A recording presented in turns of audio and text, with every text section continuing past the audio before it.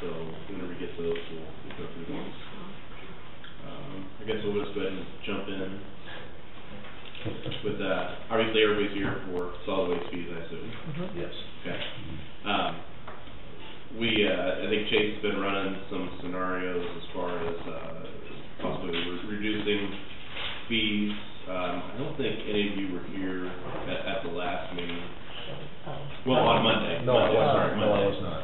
On Monday, and Pat can probably reiterate some of this, but we do need to reissue notification and an explanation of the fees. Going through it, we thought that there was no explanation of the fees that went out with notice, and then there was prior to that there was supposed to be a letter that goes out, and I'll take the blame for that. Obviously, we don't have one central point person that takes care of the whole thing. We've got a multitude of people that handle it. That should have gone out well before even notifications and explanations of the solid waste fees. So what we're going to have to do is reissue that out, and then the appeals process, which I believe if most of you have or have not started that process, that will still continue. That December 20th date, because we didn't send a notification or explanation of fees, we're going to have to extend that December 20th date. And I think Pat, when we were discussing possibly looking at something like maybe end of January, possibly. That's my suggestion. Okay. That's just a little bit of background on that. So I would say probably first of all start off with Chase. I think you've been running some numbers as far as possibly reducing the solid waste fee. Right. So the sheet that you guys have in front, it has a big bolded magic number that's the year broken down into a half year, and if you look at the next page, it has it broken down into month-by-month expenditures as far as what we need for funds to operate the transfer station on a month-to-month or a half-year basis. And so what we came up with, and these the numbers, this first half year, as Matt already indicated, we want to contract out our fuel costs. So that can't be broken into pieces. We're just going to pay that up front because that gets us a better rate throughout the year and has the rollover option. So whatever we don't use this year, we use next year. So that is going to have to be included in the first half expenses. So and then we also have budgeted as far as contractual with Waste Management or whomever we decide to go with. The fuel is an estimate right now, is that correct? The fuel is an estimate? No, the fuel is, go ahead. Well, right until we get our bid results back, yeah, the fuel is estimate. We don't know exactly, what the bill will be. But, I'm not sure what Chase did you put down 50 or 59? Budgeted in for the first an immediate over the year. That's an immediate expense.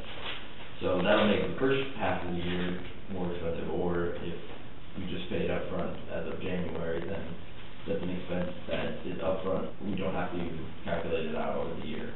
So that makes the first couple of years a little bit more than the preceding months. So we arrive at a number of about $60,000 roughly a month in salaries, commodities, contractual services, capital outlay. That's what we need per month to operate the transfer station. I will say we budgeted for $42,000 in contractual expenses, main hauling per month. Last year was a dry year, so we spent less. So we can't exactly know what our the average over a set number of years is, but the 40,000 is a safe number. I did put in there we spent closer to 35,000 actual a month since May. So there's a little bit of fluctuation, and it does not include any reductions, which is purely speculative at this point, can't be relied upon for budgeting, but that number can go down given a number of things. So that's 60,000, and we multiply it out for our half-year expenses, barring the unforeseen.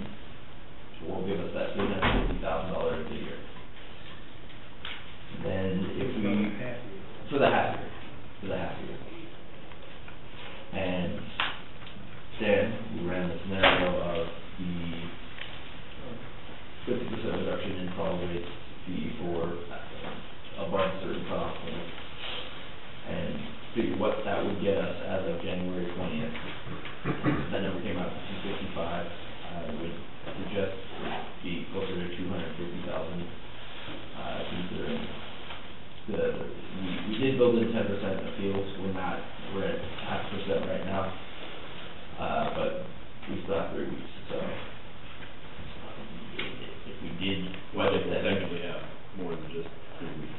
Oh, yeah. The appeals process will continue, but this is what we've collected thus far. Okay. And we haven't gotten close to that 10% buffer that we budgeted in for appeals abatements and that sort.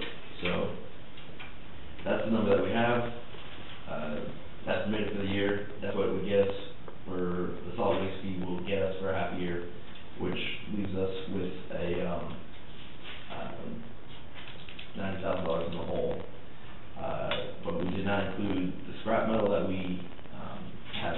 We have $20,000 as a revenue per year, so you divide that out half a year. And as I said, we didn't include any deductions, and we didn't include the unencumbered balance as of January 1st in the solid waste fund. So, as it's been indicated, 15% is doable, but it's the attainable number. I mean, if you go past that really helps us, but you don't want to go past something that's a little bit less attainable. And it isn't factored into, but it is a variable that can positively affect our expenses. So. And so this front page, the non-residential. The non-residential, the column that says fee amount, that's what's projected up throughout the year. And then the next column is what would we'd see December 20th. Because the solid waste is put into the total tax statement number, so it is half now, half later. That sort of deal. So that's what we can expect. That includes the 10% of appeals, rebates, any kind of adjustments that we need to make throughout the year. If we don't get to 10%, that number goes up. If we go over 10%, that number goes down. But it hasn't been 10% thus far. So I guess that's cautiously optimistic. But and then the next the lines below that, the rows below that, are the non-residential numbers. And I know that Jeff, you mentioned adjusting the cutoff point or putting in a tier. That these proposed reductions would affect the equipment. So we weren't clear on that. That was an idea thrown out. So that's not factored in. So as soon as we arrive at a decision, I can get more numbers.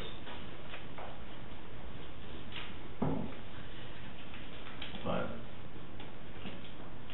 so did you run something based on that tier structure? No, I did not, because we threw it out there, but I think what you suggested was from 244 to 488, reduced down to 244. Okay. And then anything over 488, reduced by 50%. Okay. So if somebody is slightly above 244, they just go to 244. That segment. Yeah, that segment, that 244 to 488. Okay. Do you know how many is in that category? Not off the top of my head. Okay. And the one sheet that I see have it appeared at 366. It jumped from 488 or from 366 to 480. There's not really a whole lot of in between that. Right.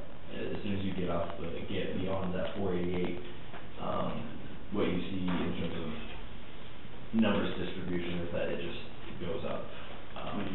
We don't have a normal distribution where there's an average. There's a large segment that pays is under a certain amount, and then after that it just shoots up pretty drastically. So.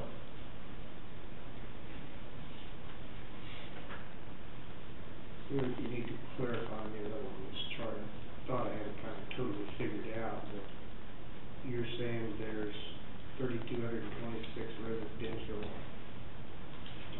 entities that are falling above the 244. No, the residentials are all the $61 flat rate.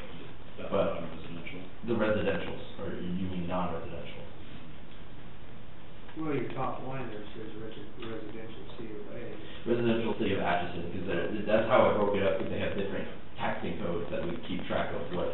So the what's total where. entities, I see there now, you get the total entities at the outside. Okay, Mhm. That's just to keep track of taxing code, because they are separated. But, You can lump that, So 479 would be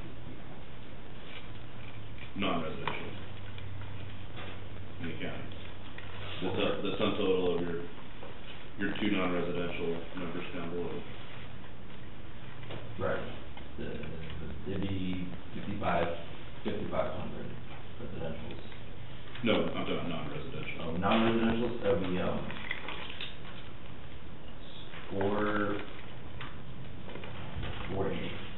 So, yeah, 479.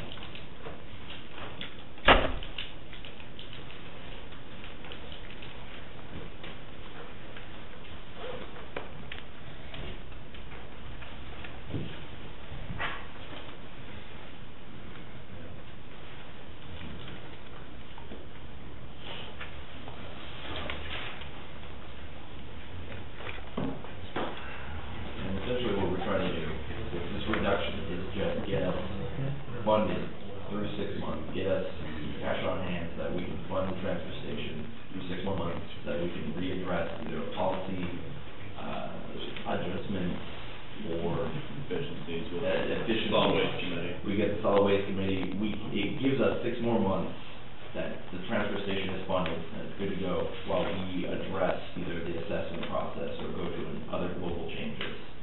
But it does give us 6 months of funding our state mandated requirement.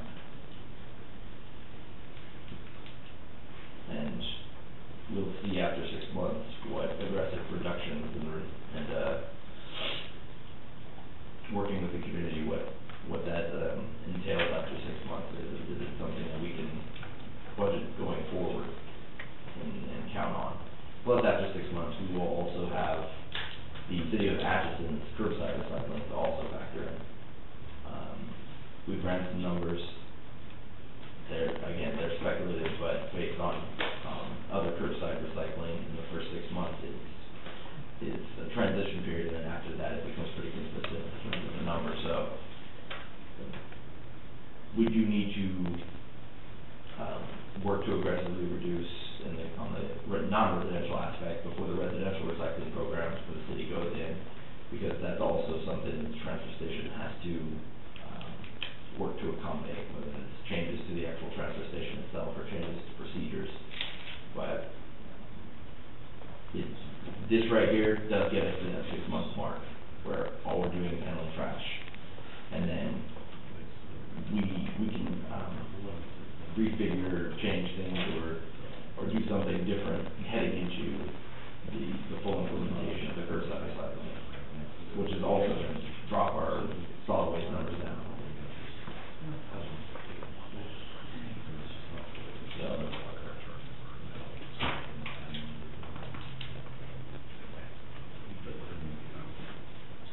Then the final column down below, the percentages. On the first page? Yes. That's just, because we did throw out scenarios of what, if we broke it up, 5%, so 20% now, 80% later, that 354 is what the residential rate is estimated to generate minus the 10%, buffer, the 10% for the appeals, and so that's the number that we had budgeted for the entire year. Then you start going, well, what's 10% of that, 20%, and I did from 10 to 90, so that if you decided to arbitrarily choose a percentage, that you go further down and that's the balance that would be due at a later date. So that's just that's reference. It doesn't factor in, other than if we did reduce the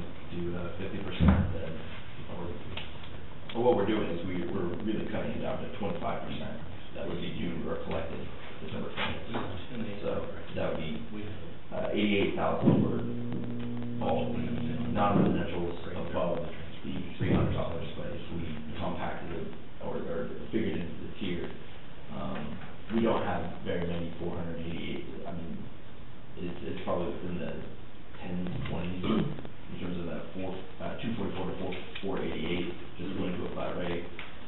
Well, that's why I was just curious, because to make it a lot simpler than trying to It is an break it up into percentages. I don't know how. Right. I might interject a little bit on doing percentages. The reduction by half makes it very transactional. It makes it a lot easier for the treasurer's office to keep track of things, because they're not assessing, we're not sending out 20% of this, and then that goes into the total statement. So really what you're getting, what you're asked is 10% due by December 20th. If you just reduce it half across the board, essentially what you're doing is you're cutting it in quarters, and that last half isn't factored in. It's quarter due now and then a quarter due later. Okay. And we'll find a way to operate within that number. The reason why I was just wondering, because if we have to reissue statements and notifications, I'm just wondering if that would be a much easier way to handle that. It is the easiest way, if we're gonna make a change, is just to cut it in half and reissue statements. And I have talked to Postal Presort. They have given us a much better, it's not 10 days notification, it's as soon as we upload a database with corrections and a number assigned to a PIN number, they proof it, they send us a proof so that, we make sure it all looks right. Send it back as, the proof is approved, and it's 5 days till it's in the mail. So it's not, that 10-day that would put us up against, conceivably people getting their revised tax statements December 17th, which is 3 days before the due date. That's not the case. We can get it out in 5, and if it gets out in the first of the morning, they can process it. But the sooner the better, and if we can get it towards the beginning of the day, that also affords us a speedier process. We're getting these revised statements in the mail sooner. So.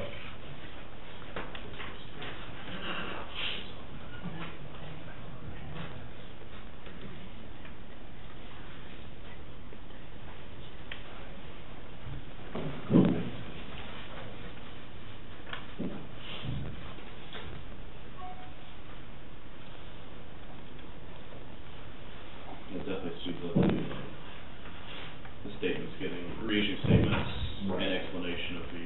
Absolutely. So, So if you you be need, sending that letter out with that Right. statement. Do you have a draft? Have you drafted? well, before I did that, would we want a non-residential draft and a residential draft, or just one universal, here's all your answers on one notice? Because, we can do setting up I specific. think two separate Two ones would be separate less ones. confusing. Okay. Well, it's gonna be different for both. Right. It's different for residential versus the calculation for non. Right, so if somebody got it, they might not understand that. Right. Just concept. What's that last entry, where it says non-residential, parentheses, 300, that's 148 entities, what's that? 148 entities have a solid waste assessment above $300. Oh, that's okay, so what confused me is that the rest had 300. Yeah, so that's fine too. It's $300 or less. Okay. That's $300 or less, there's 148 entities? Greater than. The greater. Greater, yeah, so the greater than, that's what confused me is that, I thought that was reflected that, but the less than sign is going the wrong, whatever you call it, I forget, but it's going the wrong way. Okay. So that's all the entities that have, so you're probably looking at all the entities that 366 based on what I see it. It went from 244 to 366, and then increments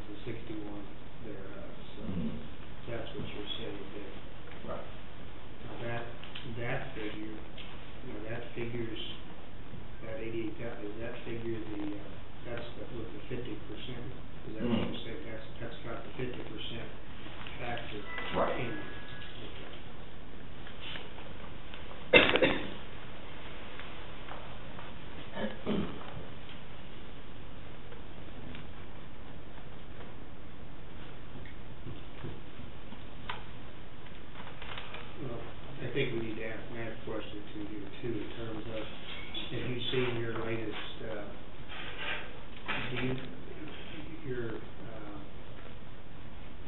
right now your budget looks really good, but do you know how current waste management is? Well, you know, we basically run a month behind our billing on that because they send us the bill for the last month's trash. Right. I was gonna bring up also, I got a little update on our 963 loader. We have done up pulleys, and there was more damage than they thought, and they are gonna have to, I think I told you the pins were wore out. They're gonna have to take those pins out, re-weld, and line bore everything, and then also they're gonna have to replace, they call it the dog bone, it's the top link on the loader bucket, and we're looking more closer to $11,000 in that repair. So that's gonna. We have solid waste capital improvement, so we can use for that, right? Correct. Is that what you're planning on using? Okay. But as far as like you're talking about actual cash.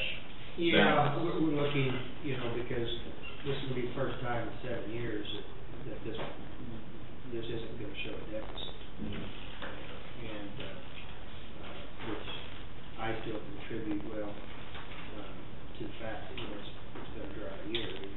It's really helped in terms of, you know, the tonnage of trash, whether people can realize that or not.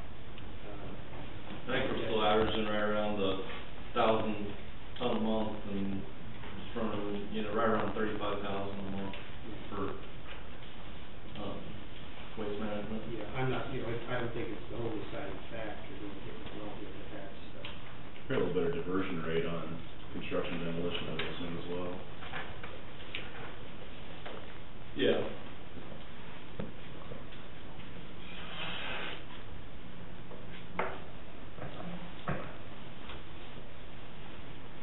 well, we're just, you know, we're trying to project this. I think what the thinking here possibly is that the unencumbered pot that, here, we've still got 1 more month, that is there enough unencumbered balance there to transfer and cover the shortfall that we got on these projections. Right. You know, right now, it appears, that's the reason,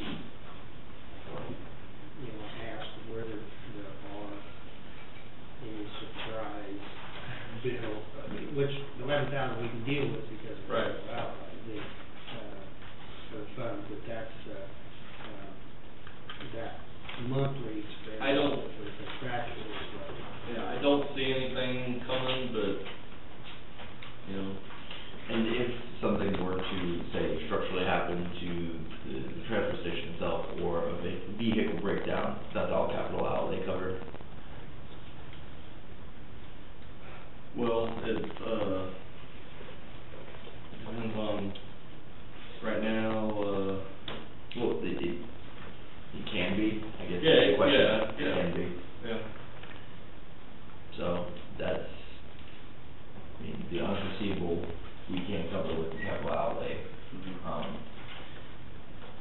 And if the,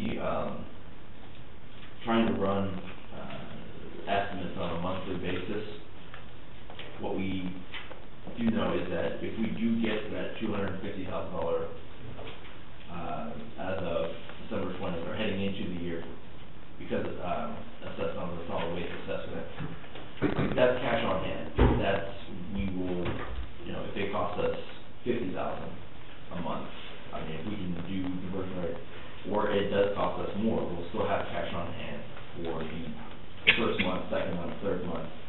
What will happen is that fourth and fifth month is something, if we just operate the transfer station as is, we would be looking at needing to transfer out of the general fund.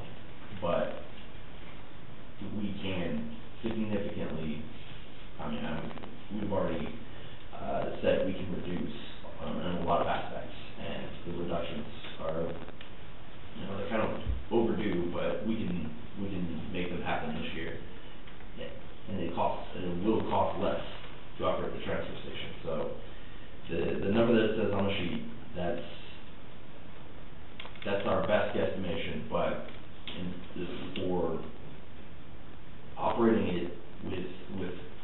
have available. If we get the 250, we figure in another 10,000 of scrap metal, and the cash balance that we have in solid waste as of January 1, it should be close. I mean, we should be able to cover it without considering any reductions.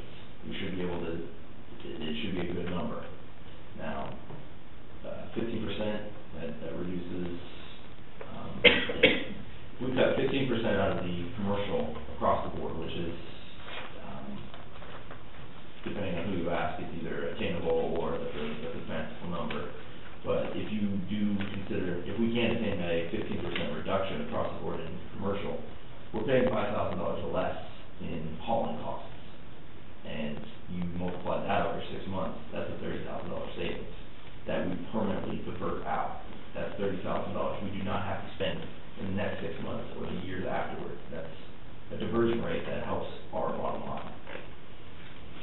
So, if we can get to that $30,000 over the we can get to that 15% that equates to $30,000, then we're good. We're within our balance. And anything after that helps us immensely. But I think the only way, and I know we've discussed this quite a few times, is that the only way we're even conceivably be able to reduce our revenues is if we reduce our expenditures. That's the only way it's going to happen. We cannot just cut the top half of our solid waste assessment off and continue to operate as is, or operate as we have been doing.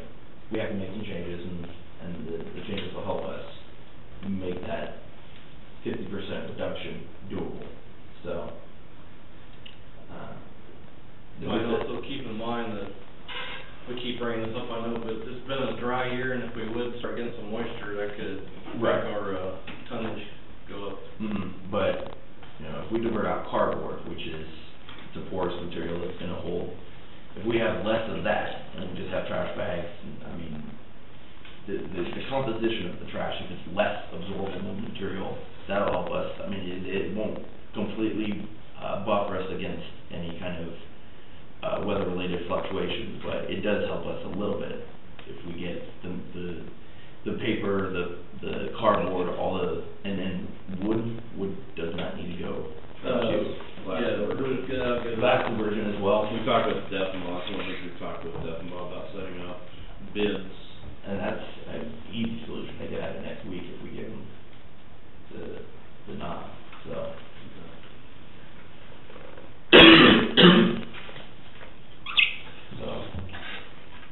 I am.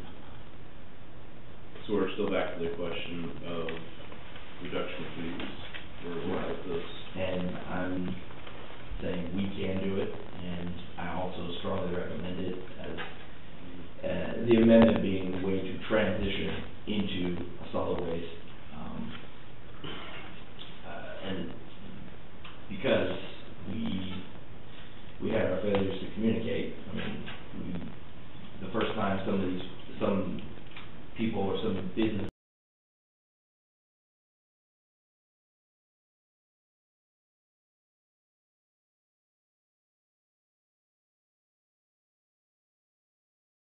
has ever heard about the solid waste is when there was a dollar amount assessed to it, and in some cases that was a significant amount. So we need to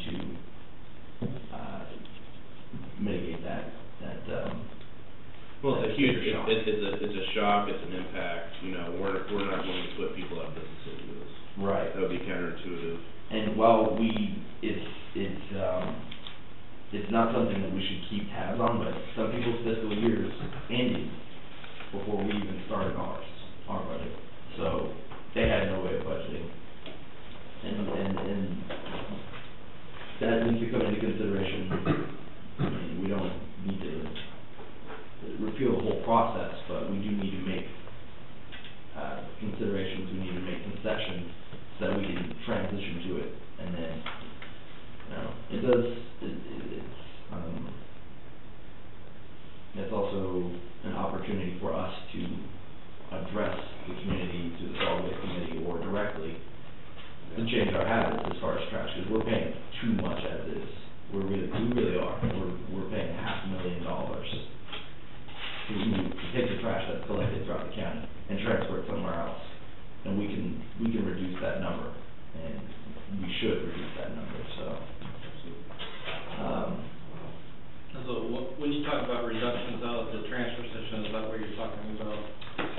anything that doesn't get, anything that can be diverted out through You're not recycling talking or about just. just getting rid of employees or. No, we're talking simply what's controllable within the community is if a company has a significant amount of their trash is cardboard, Right. getting a cardboard designated only dumpster, divert that out, that's What I thought you meant, I just wanted to. Yeah. clarify that. well, that's tonnage that we don't have to pay for anymore.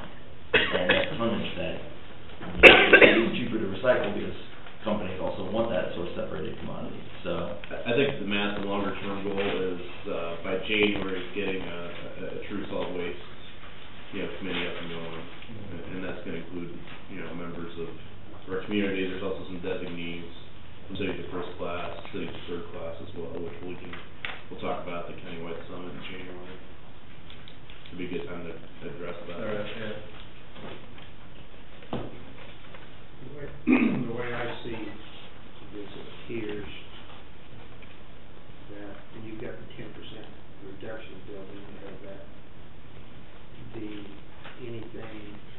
all the residential and the non-residential who have the 244 versus the non-residential, which is basically the commercial and the business, it's almost 50-50 with that breakoff. The residential, non-residential. I mean, in terms of the dollars, that was based on the initial fee structure, that's how it comes out. It comes out to me at $600, based on these figures that you give me.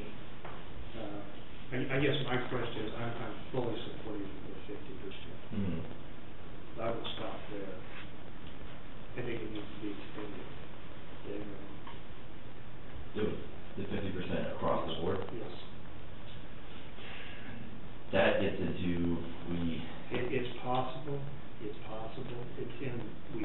can make modifications and amend the budget. We're talking $175,000.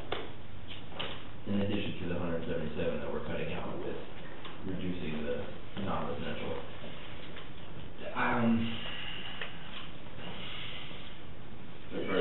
That's gonna require a major change. That would require a Not that it drastic can't be done. change. I think it can be done, but we can. I think we need to look at it. If I'm gonna support this, I want to see that we support closer across the board, because I think that really gets us to a place where we probably should have been at the beginning, in my opinion, initiating a new program. I guess I equate this a little bit to the Affordable Health Care Act. Okay. There's some good things about this. I mean, one of the things that's brought to the attention that we need to cut back, and there is a little economic driving factor per se. I mean, but I don't think we have to completely overhaul our system. I mean, there's no way, in my opinion, that we have to totally fund it through this fee. And I know, and that's the reason I think it needs to be, you will open a new can of worms. I'm extremely sympathetic because I think the business is based on past history. I think, in actuality, Derek, with respect, had a good deal. I have no problem with it. I have no problem with it, because let's just face it, people, there's no system that's going to be perfect. The 1 cent sales tax is not perfect. I mean, if we used it totally, it's not perfect because, I talked to some other small business people, they said, I don't pay hardly any sales tax, I do personally, if you relate it to your household stuff, you buy, but in terms of, your business based on maybe some of the trash, it's never going to be perfect. I can relate it to my business. I mean, the sales tax that I pay versus the amount of trash that I haul myself. I probably haul maybe 250 pounds a year. So I mean, I'm not complaining. I mean, we know that there's an inequity in anything that we do. But I think it's an inequity if we don't truly look at extending this across the board. Well, and I know it's going to take some work. 4 hours yesterday looking at these budgets. Right. And I think all it takes is some amendment. It doesn't take a republishing. My understanding is to make a few modifications. Down. Yes. And we can achieve it real easy. And I will say, the December 20th date is essentially, we're cutting it half, I and if we know. walk away from the program or I'm don't not need saying, that I'm not additional- saying repeal the program right now. Mhm. Now, maybe the next commission might repeal. Right. I mean, I'm not gonna sit here and make any promises I can't keep. Mhm. And what the future of this we hope. Yes, there is some merit in it, but, it gets me a whole lot closer back that makes it palatable, a little more palatable for me to absorb. It's not to say that I don't think, probably in all honesty, the household people probably got a little better deal than some of the businesses because of the way the structure per se is. I don't think there's, but you're getting back to how, the most ideal system is you haul your trash, Mike there hauls his trash, and you're accounting for every bit of it. That's the fairest way. We don't have that system. No. Commissioner Bauer had a. Well, I guess the thing I would say in the conversation, first of all, Mike, if you haul 250 pounds, that doesn't matter because it's 300 cubic yards. This is what I was told, so. Yeah, but cubic yards is based upon a weight estimate. Okay. I mean, it's converted from cubic yards based on, it's kind of a guesstimation. You got a range from 300 to 600. We don't know. So, anyway, at least on the commercial side, we made some assumptions about trash use based upon, we just made these assumptions. I have 2 dumpsters, I fill them full, I have them twice a week. That's an assumption you made. And quite frankly, it doesn't equalize the usage. And I think in tax appeal processes, if someone can prove that they haven't been equalized across all classes, it's applied different for people at the transfer stations, applied different for people with X number of dumpsters, and quite frankly, the number you come up with is what they call in accounting a swag. If you don't know what a swag is, that's a simple wild ass guess. And that's your basic problem. I'm going to start recycling cardboard on the 1st of January. I'm going to get on the bandwagon with it. But the way you've applied it, the only way you're going to get this thing done fairly is to rescind it. Right now. Right now. And I think, even if you cut it in half, I would be surprised. I only can speak for myself, that you still won't have the entire appeals situation. I mean, I don't think Bush Mines is going to go 31,000 and walk out here, oh, I'm happy, I only got 16,000. I don't think that's going to happen. I mean, is that going to happen? No, it shouldn't even be 7, but we're appealing to 7, so, but yes, yeah. So, and that's where your basic problem is. Rescind it. How did we operate the transfer station last year? No sales tax money. Is that sales tax money still coming in? Right, but it's been repurposed. Let me ask you this, Jack. You're right, but this is where, and Mr. Franklin there, I applaud him. He presented some situation. Yeah, we think it is, but there's no guarantee that it is. Is there? Here, if you will. Is there a guarantee that we're going to collect X number of dollars in sales tax next year? Well, I think we have historical. I mean, I don't know, maybe we'll do by terrorist attack.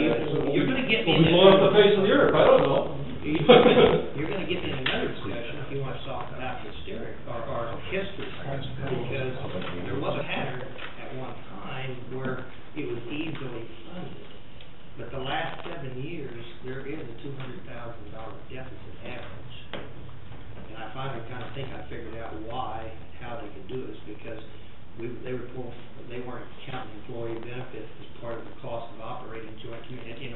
We're talking about. Yeah, those things may all be true, because I think getting a true number has always been difficult and a challenge for all of us. So sometimes we don't know. And then we're using the MSP accounting You know what that is, to stick someplace, and we're just making an adjustment accordingly, and the thing is, in reality, as a community, I would say I will reduce my footprint in that transfer station majorly. I'm willing to do that. I gotta believe that most commercial businesses will do that in a heartbeat. And Chase has said that Demagog is willing to step in. I don't know what the difference is between, mine is mostly cardboard. Somebody else's may be mostly steel. Other people's might be mostly plastic. So I mean, everybody has different issues there. But I gotta believe that the community, by the 1st of January, we could be rocking and rolling, saving money at that transfer station. And I think the 50% reduction, we're talking about immediately, like now. And it's not to say that, you know. But that's not going to get rid of your appeal problem. The appeals process is still going to continue. The appeals process will still continue. And then in January, we have this committee implemented, the way that it should have been set up statutorily, which we don't, and we've admitted that. Their sole task is to find any more efficiencies and reduce that solid waste fee even further. And if we see a trend where it's trending lower, which we expect it to, based on a study, not a swag, based on a study that we did jointly with the City of Atchison with Heineke LLC, then we can reduce that fee possibly even more. Does that make sense? Do you have any questions about that? You just don't have this fee cannot be proven as equalization across the classes. It's a guess. And it may be somewhat of assumptions, there's an assumption there, and maybe the assumption's valid for some cases, but it's not valid for all cases. And if you can't prove that, it's a challenge. It becomes a challenge. But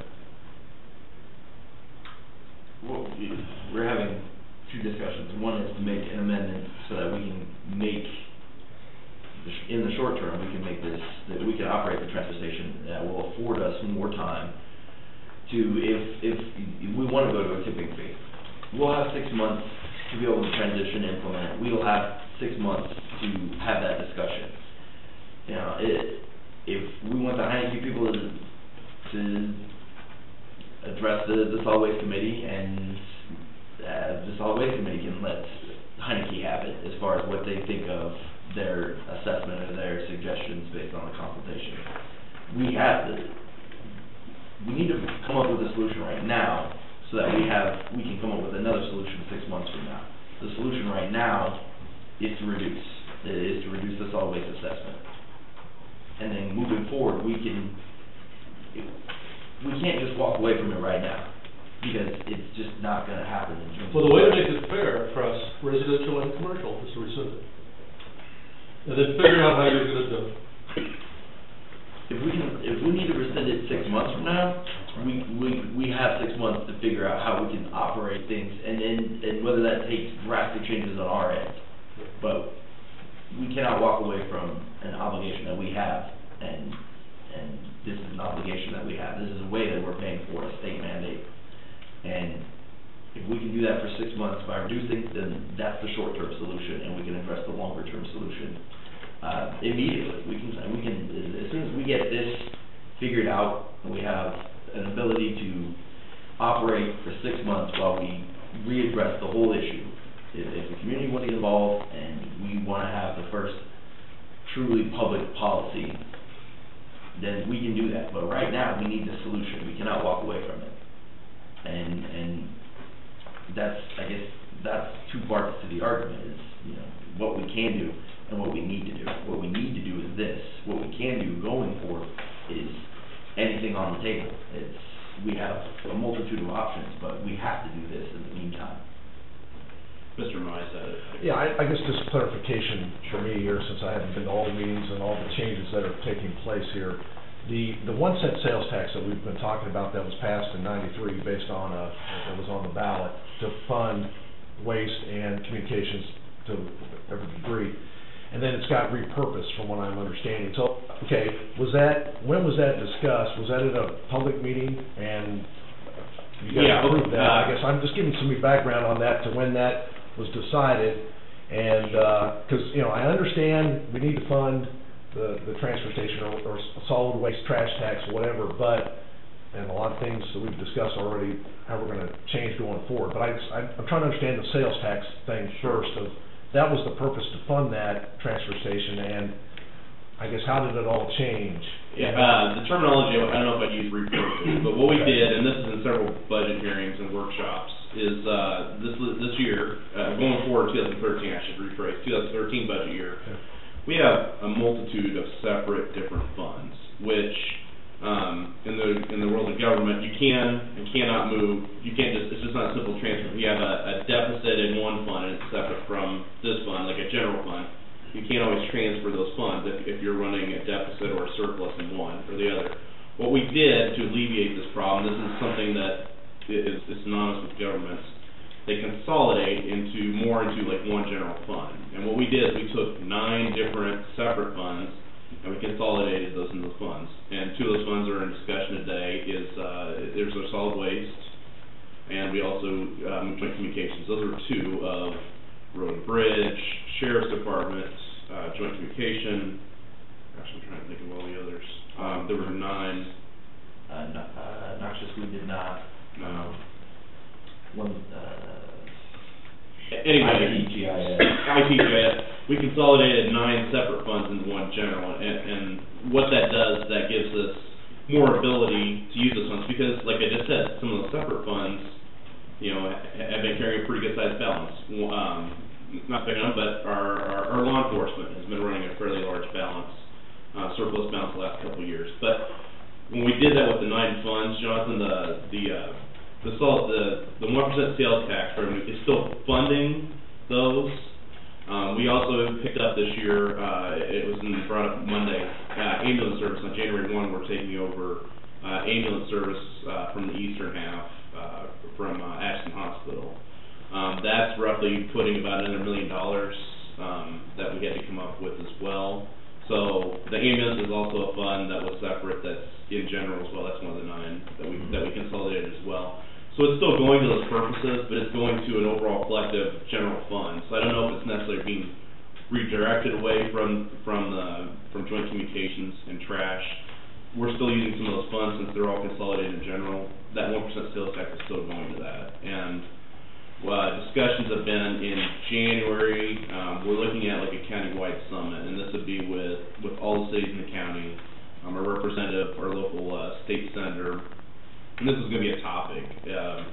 We don't know if we can do anything with the 1% sales tax as far as rescinding it, changing it, altering it, going back to the legislature. We do not know if we can get that done in 2013 just due to the legislature schedule.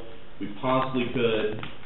That was going to be one of the discussion points at that meeting, and looking for a longer-term solution with that 1% sales tax. I don't know if that help you? I understand, but I guess just a further clarification, I guess you got, and again, you know, if you're elected officials, I guess hopefully you guys make the right decisions based on what was put in front of voters on that ballot was to go to those 2 things. I guess you can make a judgment call in the middle and say we're gonna have these monies collected go to other things, to this other general fund. I guess you have the right to do that, I guess is a question. Can you? Mr. Hayes? Yes. Yeah, look, I know the discussion has come up as to this isn't it isn't truly a trash problem per se. It's the funding mechanism, the flaw in the sales tax issue. It was voted wrong. I mean, good intent and everything. It worked for 11 years. Because of a little loophole, it then became evident that the way that sales tax is distributed, all the other government entities were not required to give their portion back, even though it is a county sales tax. I'm a simple man. And when I read that, I said, well, that's a county sales tax. The county should have control. That's not the way it works. When the city passes a tax, they get to keep it. When the county passes a tax under that particular scenario, it's divvied out to the cities based upon all the incorporated cities within the county, based upon population and valuation. So you take a little town like Huron, they, you know, what we mentioned, they run $4,000 or $5,000 is what their share is. okay? And, you know, that varies. Our, the county share is running about 44% of what we collect a year. And let me tell you, it does fluctuate. The total sales tax, county sales tax is generated. There's quite a bit. So, I mean, in one sense, that's a little downfall of sales tax, is you can say it, and it's a great funding source. I believe it 100%, but you can't sometimes totally rely on. You can say, well, I think we're going to get 1.8 million. And you may only get, you know, if you run a business, you make some projections, and sometimes you come up a little bit short. That's why, to me, as we move down the road, and it's not necessarily defending this program, there's probably going to have to be supplemental funding sources in place to make up when those sales tax revenues come in. Because essentially what's happened, what could happen, this is what concerns me more than anything, is that there's nothing legally that says any of them cities have to give us a dime. We've been collecting between 1.2 and 1.3, that's, you know, based upon what they're giving back. Our portion is somewhere between 8 and 900, not quite, it's usually mostly 8 to 850. So, unless we can do something to alleviate or correct that problem, I'm almost to the point, and I'm new at this, but I'm almost to the point that says, well, anytime we go into a new year, we better just figure on 850,000, because we can't count 100% on, because legally, I'm not arguing that the legal aspect of it. I'm not pointing fingers at anybody. It's just a reality that we have to face it. And, you know, I'm amazed when I go out and talk to people about this. It took me a long time to understand it and come to grips with it myself. Because, like I said, I'm pretty simple. I see county sales tax, and then I go find all the ordinances that the cities are going to agree to pay their share back and blah, blah, blah. Hey, this is the deal. We got no, it's because it's actually a state legislative problem, but I can kind of see why they probably come up with it, because in a county who's the overall government, all the cities want to share somewhat. I have no problem with that, but let's have something in place that specifically says, and it goes right back to, I'm going to use old Derek here as a scapegoat, but when they did the sports complex, that's the way they did it. That money can't go anywhere else. I mean, it's a countywide sales tax, but it comes to us. That's what the voters said. It comes to the county, we funnel it, and then we send it on to the committee, whatever and stuff. So, I mean, it's an in and out. That's the way that sales tax could be, you know. Yeah, I guess that's my question, Mike. I mean, I'm just curious, what was on the ballot said it was to go to trash and communications, period. So I think as a voter, I voted for it, and I said, yeah, that's what it's kind of gray to me, and I'm just trying to figure, you know, how did that, and I understand you got shortfalls, you got to cover for some of that, and you got a new thing with the ambulance or whatever, but we have money coming in just for that. That's the thing I hear your challenge. My biggest driving force and concern is just the uncertainty. Right.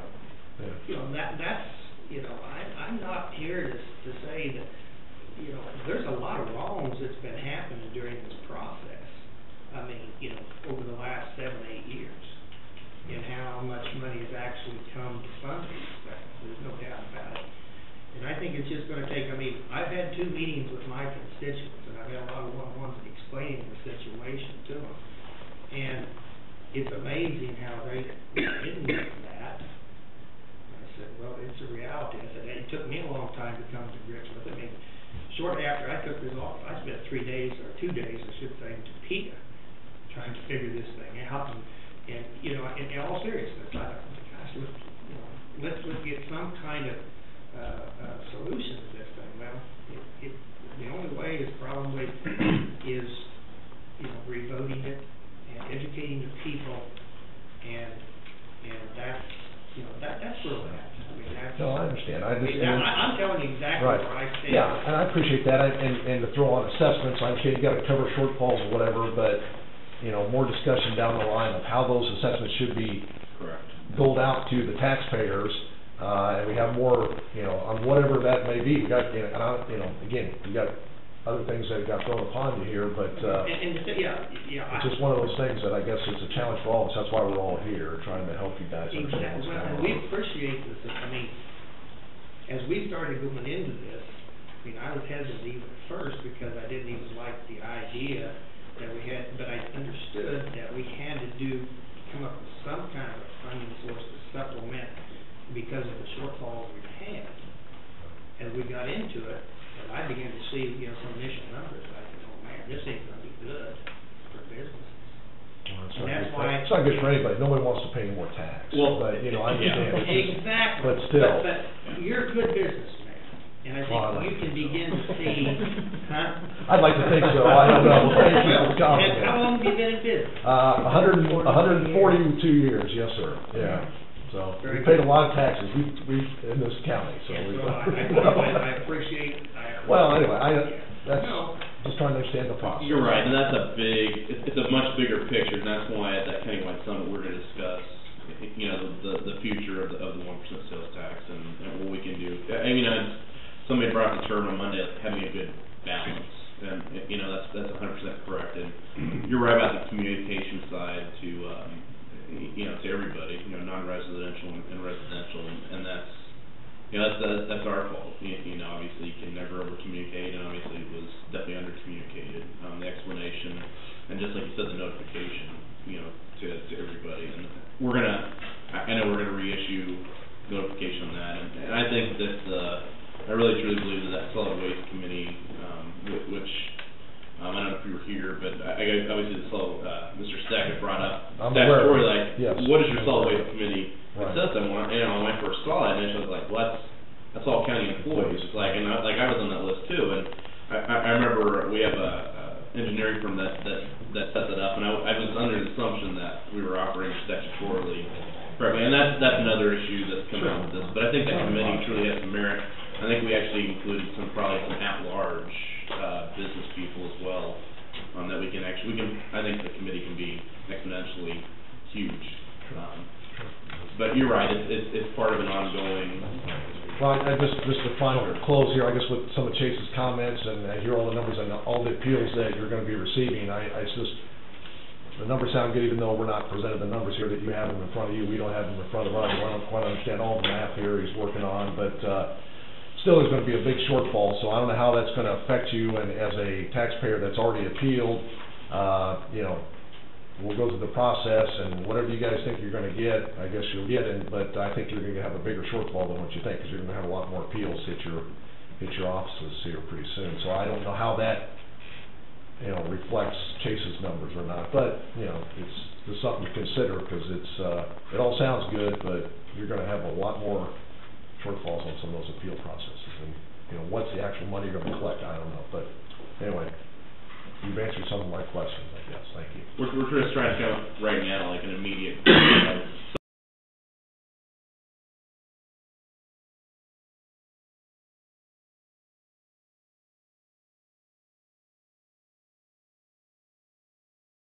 something that can get us through into the early part of next year. We get the solid waste committee in line, and then hopefully that remaining, 50% or whatever, and the appeals process will still continue throughout. And obviously, if there's some anomalies with the data or something that's incorrect, and we're finding it on both sides. If there's something incorrect, like we don't have a 4 cubic yard dumpster that's dumped out like twice a week, we're catching stuff like that, and we can correct that through the appeals process. And that obviously means a reduction in overall waste. We have had, I don't know about behavior changing, but we have had a lot of requests, especially to push up the envelope with Deffenbaugh, who we awarded the contract to on solid waste and recycling to set up, I don't know about strategic alliances, but to push up that envelope with commercial, non-residential. It was originally designed with the single source stream recycling with City of Atchison residents, but we are looking at possibly with Deffenbaugh to offering those services outside of incorporated areas now, and possibly even commercial industrial, which would obviously have a huge impact on our overall reduction. So, Mr. Steph. Before he gets started, because I know he's going to be a while.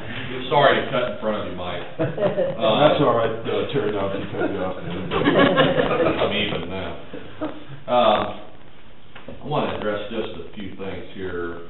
Go along with Mike on this. Only the reason is 50% across the board.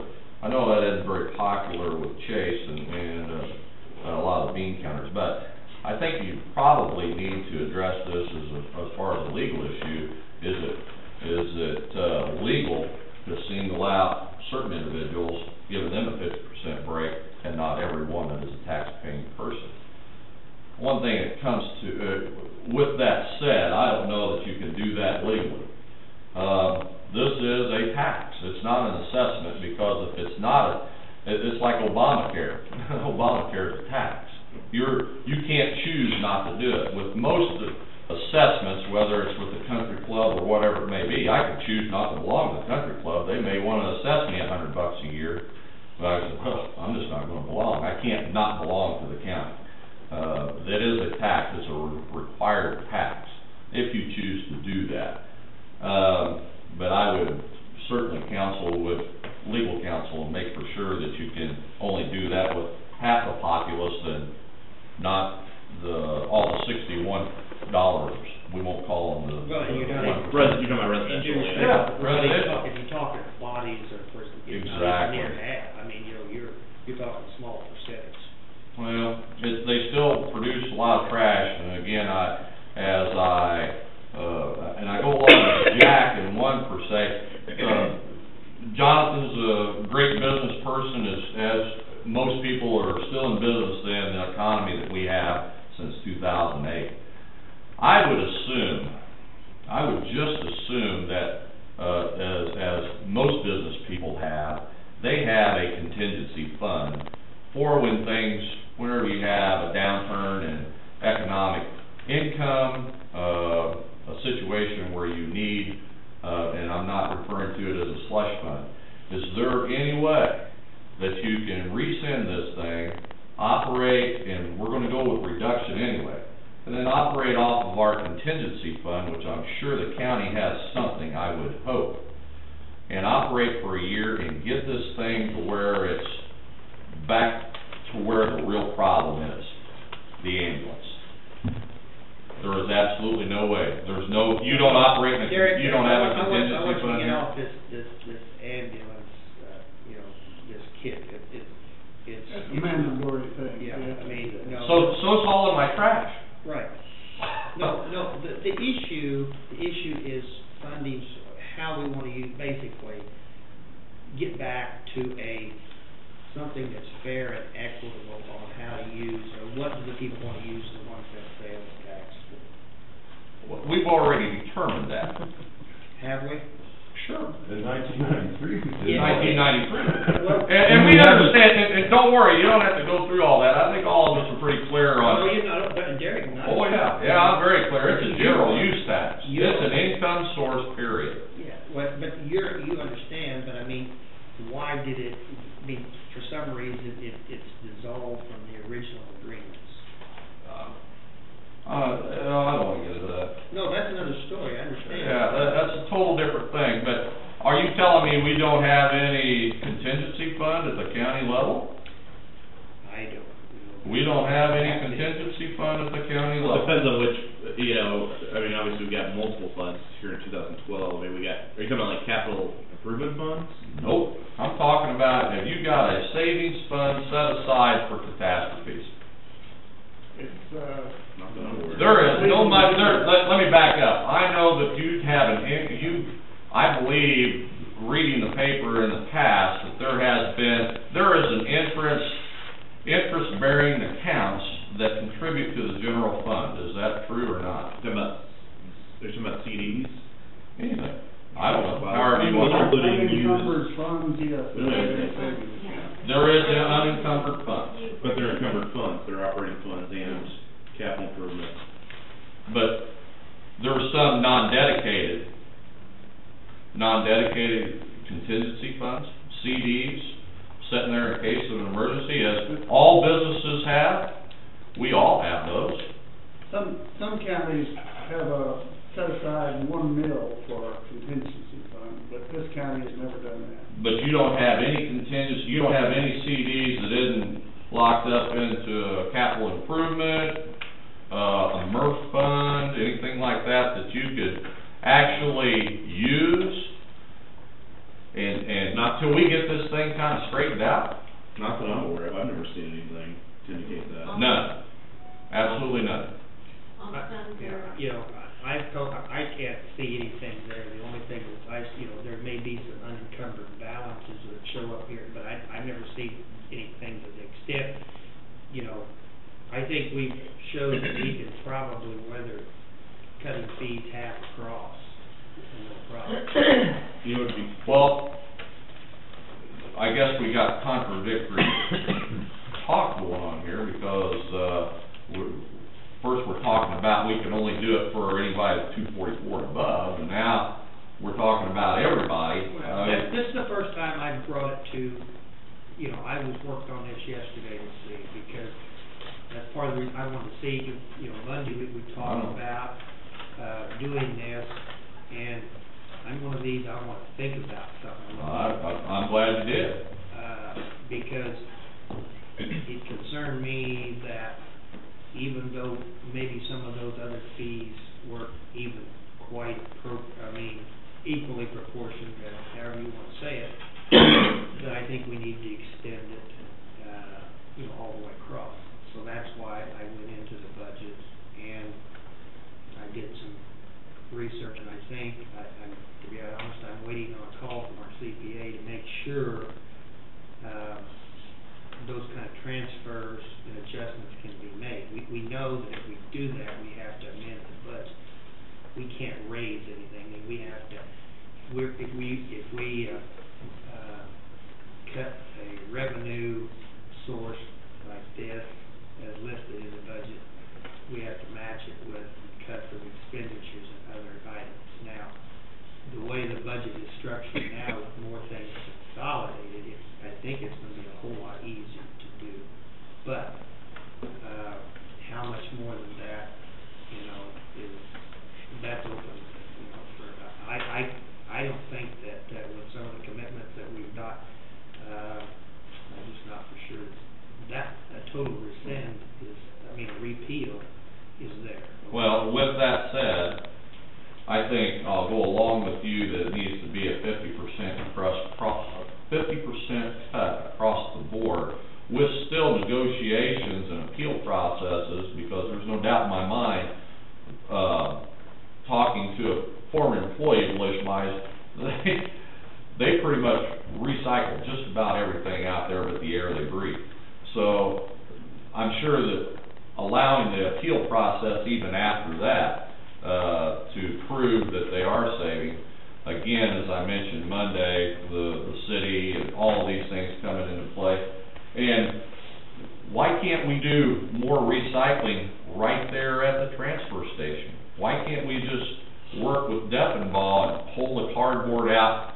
I mean, if we have to put on another person at $30,000 compared to paying more in transfer fees, whatever it takes to try to lessen that as it's going into the big truck haul down to Bonner Springs, I think it should really be looked at. They have a dedicated material recovery facility. Those are very expensive to operate and set up. I don't think we have the capital to invest something like that. You're guessing, Jeff. You're guessing. We haven't really done that yet.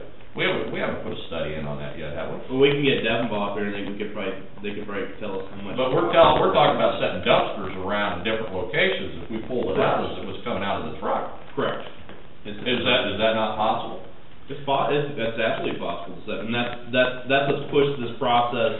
These talks is what's pushed us. We were looking at doing multiple phases, like as many as 3 different phases, implementing this whole.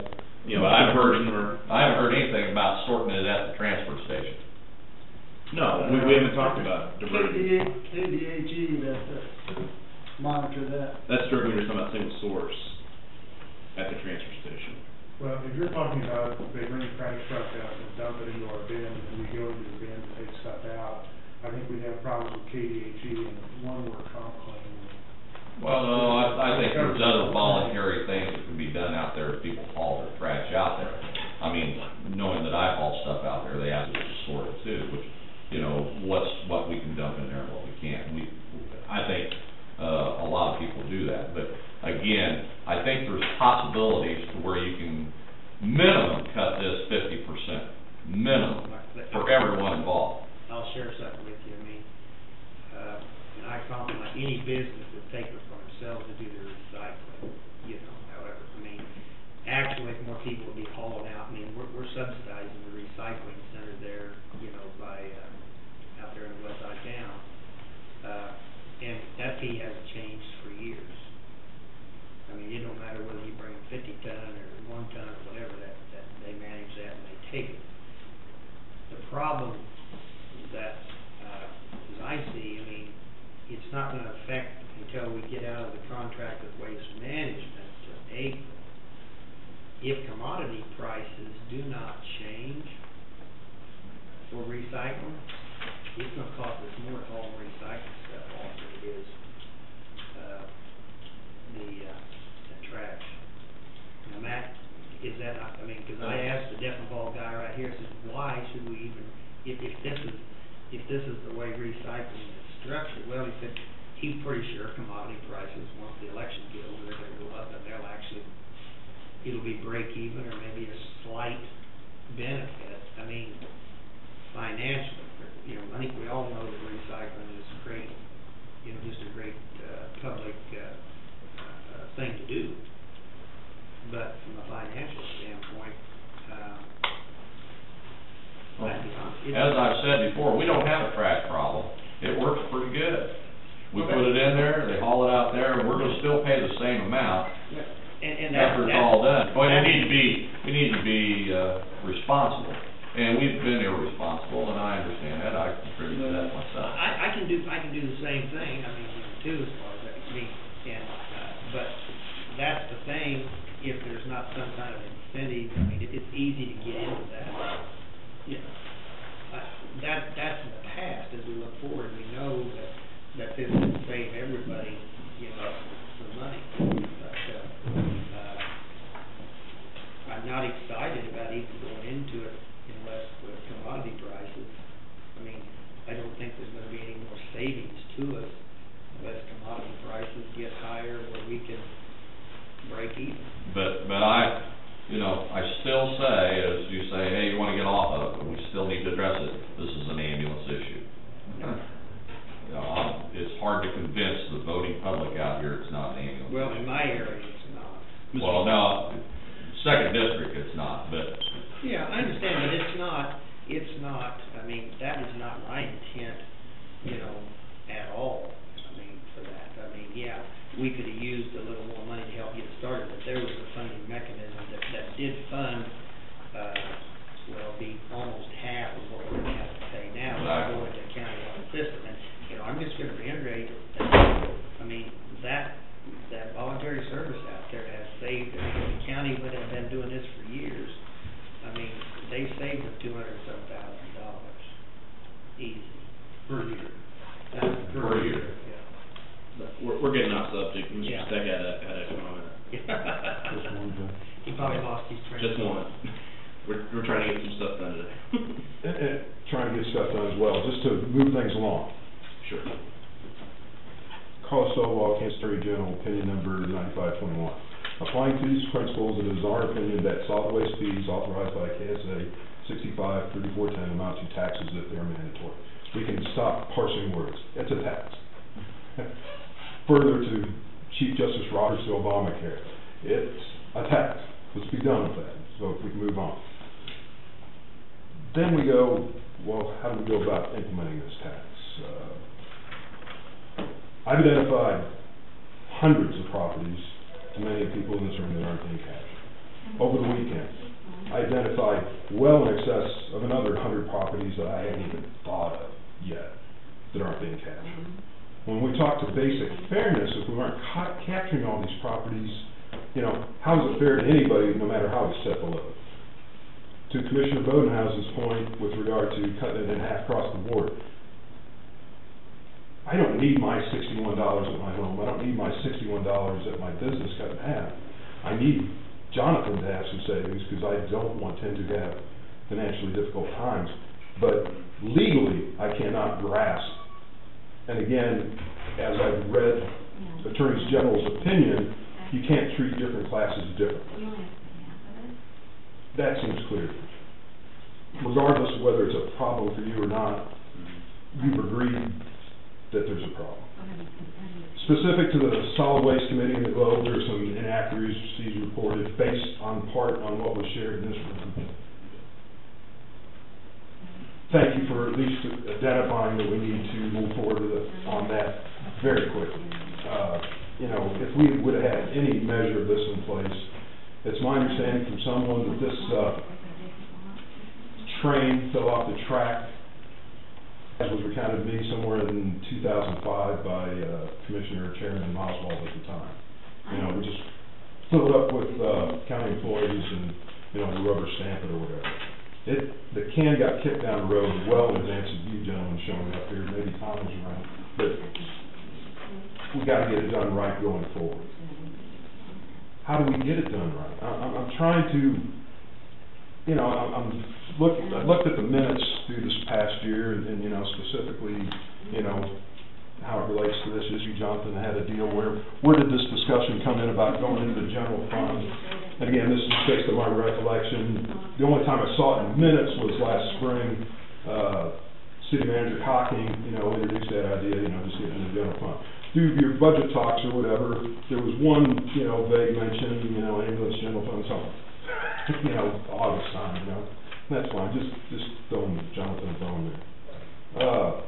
Mike, let me get here.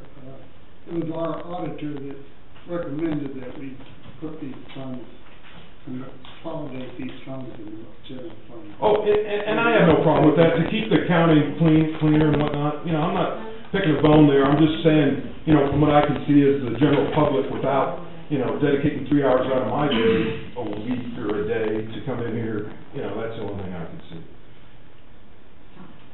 Looking back on some, you know, things in the minutes, because outside of the more than 100 properties identified over the weekend, I got thinking about governmental entities. For instance, Mr. Bauer, as a city commissioner, he charges the Lions Pool for their water usage.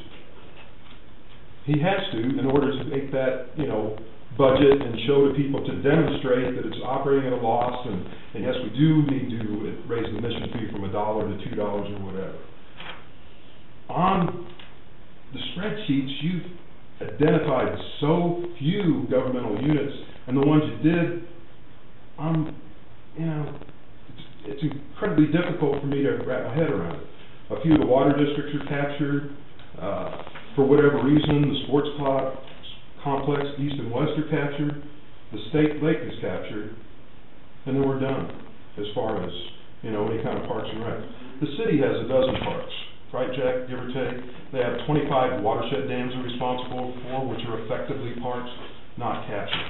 Just going around here, you know, City Hall, the fire station, the city shop, Oak Hill Cemetery, all these add to the load that is this waste problem. Right here in this building, the jail has its own, operates its own business unit. We aren't billing them, but you saw fit to bill Jonathan for all of those people. And I'm just, you know, Jack will have to help me out with the municipal county part, but it just, you know, dumbfounds me how we didn't capture all this stuff. Commissioner Bodenhausen, the day you passed the resolution, he says, you know, I'd like to revisit this again. I don't think the farmers or the residents in the county throw out as much trash. You know, I've lived in the county for 20 years, in bits and pieces through my whole 50 years in this county. Yeah, I remember the days when, you know, Granny and Grandpa's house, you got the trash barrel, that gets burned, the buckhorn beer cans, back me up in this, Tom, I went out in the ditch with the bottles, and you know, and everything else went to the dogs and the hogs, you know. But we got to share this load. We got this ambulance, which is a huge amount of the expense, is serving a fractional amount of the population, and we don't. Part of the resolution says that residences and or business, home-based business at the same address need to be built. We aren't even doing the basic of capturing a home-based business, a farm. We're just you know, capturing it as a residence. And I'm trying to, you know, why don't we share the load of it? Jeff's my cousin. His grandfather and my grandmother were first cousins. His grandfather helped my grandparents buy the neighboring farm to them. Farmers work with each other, they care about each other, they care about the community just like everybody else. Even though I don't live on a farm now, I still got that running through my blood. Commissioner Wagner is my cousin. We're all related. No, we're going somewhere. Jonathan's family. I hope not. His family's been here the same 150 years. But specific to Tom, his dad, my grandfather, first cousins. His dad, Tom's grandfather died when Tom's dad was only a year old. My grandfather, being an older cousin along with one of his brothers, maintained and worked Tom's farm till Albert was old enough to run it for his mom. I care about you people. I guess when I'm here, part of this discussion, I don't feel some of the love coming out of the agricultural community. You poo-pooed me, you know, as I've asked about this, what about farms? Well, they don't throw anything out. We've just dismissed an entire business class. No, it's specifically ag land use. Each farm is treated as a business. They're assessed a fee as well. They weren't assessed a separate business fee. As I tried to track it, on the residents, they're charged $61. If they had a dumpster, they might have been charged something more. Correct. But that's discounting, you know, it's discounting whether, you know, they're hauling stuff to landfill or whatever they're doing with it. You know, heck, we've had a burn ban the last couple of years. You know, it's kind of tough to burn the trash out of the farm, isn't it, Mike, when that's going on? Well, you just go ahead and do it anyway. No, but I'm saying it's balanced. Agribusiness is huge in this county. Action County has 435 square miles. City of Ashton, about 10 square miles. Throw that out, throw some other cities out, throw some bridges, ponds, whatever. I'd have to ask Mr. Lampy, but I'm guessing it's about 250,000 acres. 250,000 acres times 3,000, do some fuzzy math. That's $750 million, right, Jack? Throw some infrastructure in there. We got $1 billion industry that, you know, I don't think could pay just a little more. And you know, we're just talking fairness. And again, it's not because I don't love the farmers. If we just, you know, did it on an acreage basis with that 250,000 acre model, again, Mr. Lampy would have to back me up on this, you know, in terms of how many that is. You know, throw a diamond acre out there. That's $20,000 a year or something. You throw a quarter an acre, and a guy that owns 1,000 acres is $250 a year. Ag property taxes are already, and this goes to a point that, you know, Tom and Mike, and I'm hearing from all of you who represent the agricultural community, who represent the whole community, but you're invested in that industry. The property tax level, agribusiness versus regular business, there's a huge chasm. I have a business property that's valued at $90,000. I'm paying $2,500 in property tax. Tell me what level, how many acres I have to get to that level of property tax, Mike? A lot. Right. So you know, I'm trying to wrap my head about that.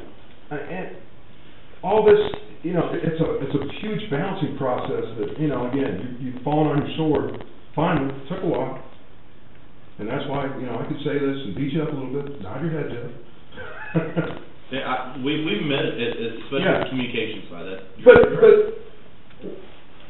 starting out at the beginning, when we're putting this together, did we discuss how the tax is going to have a tax associated with it in terms of administering the program professionally? And to that point about being administered professionally, you all have your own fields of expertise. Now, I feel like I've had a graduate degree in solid waste management in some form or fashion, just in the amount of time I put in the last 3 weeks. we started out this process and we just said, we'll just get this intern from the city. To that point. First, a little geography lesson. The city of Ashland. Everything north of Commercial Street is called north. Everything south of Commercial Street is called south. Everything on the west side of the road is odd. Everything on the north side of the road is odd. Every UPS driver, fireman, policeman, service professional that's driven the main streets of Ashland, right down to the paper boy, not that there is anymore, knows it. This is where we started. May 21st, 2012, Ashland County minutes. Chase Brunick, intern, that is working on the solid waste fees, appeared before the board to ask some questions concerning properties. He has some properties that have the same address of 423 North 5th. Wanted to know what to do. Board told Chase that he will have to call individuals to see how they dispose of their trash. Can anyone in this room tell me where 423 North 5th is? It's right here. Right here, Chase. 425 specifically is the courthouse. 511 is the jail. 423, for just the appraiser's record, because you're not going to find this in any phone book or anything, is the intake overhead door here for the jail. Because it points that direction. We started this process without even knowing where we were at. It's a Fifth Street address, not a... Understood, it's the garage door right there, Pat. The appraiser's office has identified it as that. I'm saying, so as we try to unravel this and try to make good of it, man, we got to look at all angles, and that's all I'm trying to punish you about today is that, you know. And your point's taken, and we're going through that. We are still analyzing. You know, we're finding anomalies. You know, we've stated this. Anomalies is okay. Understating it, Jeff. Mike, we appreciate your comments. We are still working on this. Thank you for your help. We're hoping to possibly employ your services at some point on the solid waste committee, and that is something that we have all agreed that we need to get up and going, and we need to do it correctly according to statute. I do have a couple of people who have requested comments. Mr. Cole. Yeah, I'm probably the only person in agriculture behind the desk. I take offense to what Mr. Steck said about farmers. I'll give you examples. On my county road, there's 21 residents. 19 of us pay $45 a month to Deputy Law to haul our trash off. But yet, we're not complaining about the $61 fee because we want to do what's right for the community. That's all I have to say. And I think there was somebody else in the back.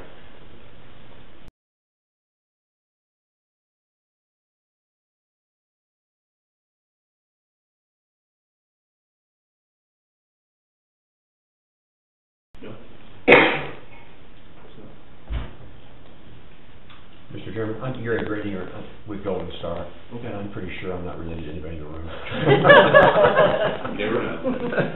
But I feel your struggle here. I mean, obviously there was a reasonableness issue, and when suddenly we get our assessment anyway and see the trash collection total package anyway, it's gone from $16,000 to $42,000. You got our attention. I mean, obviously there had to be an issue here, and now you've seen it very clearly today.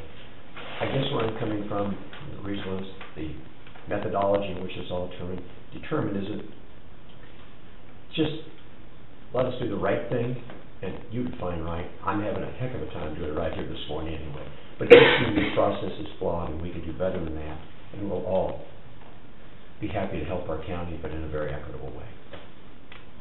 Thank you, Mr. Chairman. Thank you. So we're still back. We're still back to, we've had solutions thrown out.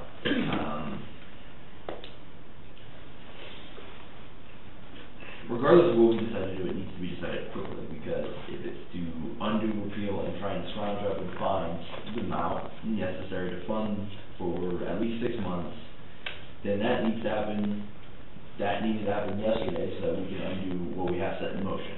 If we're going to amend what we have set in motion, then we need to amend it so we can work it, because December 20th it's not going anywhere. It's getting closer and closer, and the fact remains we have to find a solution, and we have to find a solution now. And so one of the solutions that was suggested was reducing what has been assessed by 50%, and it's not like we're not going to continue to investigate each and every one, and that's what it is. It's an investigation in terms of trash generation. We undervalue the amount of time that it would take to assess each and every single one, the 6,500 statements that we send out. We are trying to make amendments so that we have a short-term solution that will allow us, that will afford us time to address it further. With more time, we can do more good things, we can get more cooperation, but if we want to repeal it, we need to repeal it now. If we want to approve an amendment, we need to do it now, because we only have a number of weeks left before that immovable December 20th date is due. And if we have a half answer, then that's just going to compound all of our existing problems, because that's more confusion. You get some money, you get no money. There needs to be a clear resolution to the problem so that going forward we know we're all on the same page. If we're going to repeal it, then just we'll find a way to do it. I mean, it's going to be unpleasant, and it's going to be finding stuff in places, but a decision needs to be arrived at by the end of next week if we're going to conceivably do anything. Because as is, those things are still going to be due, and if people are delinquent on it, they lose their rebate program or their inclusion into the rebate program. There's a lot of ramifications of doing nothing.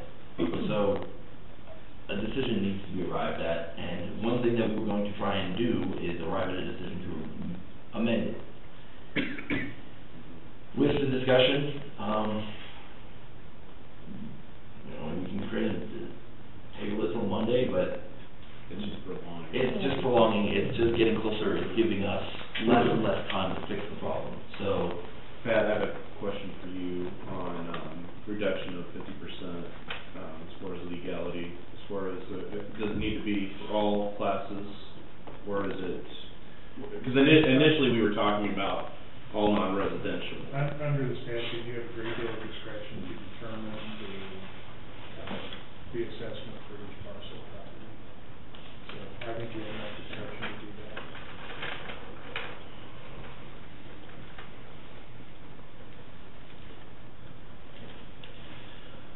So, what are we going to do now?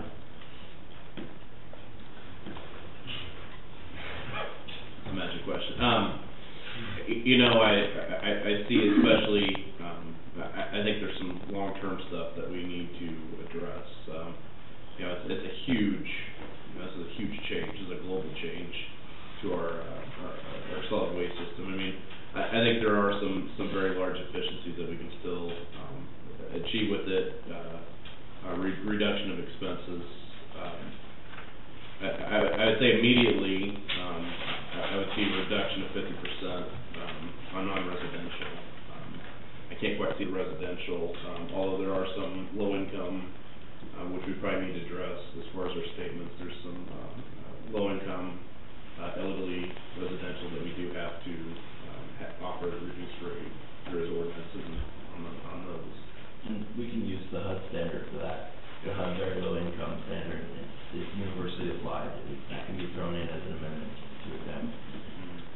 But that accounts for less than 1%. Yeah, it's not a huge number, but it still exists. That's a consideration that we can throw in there.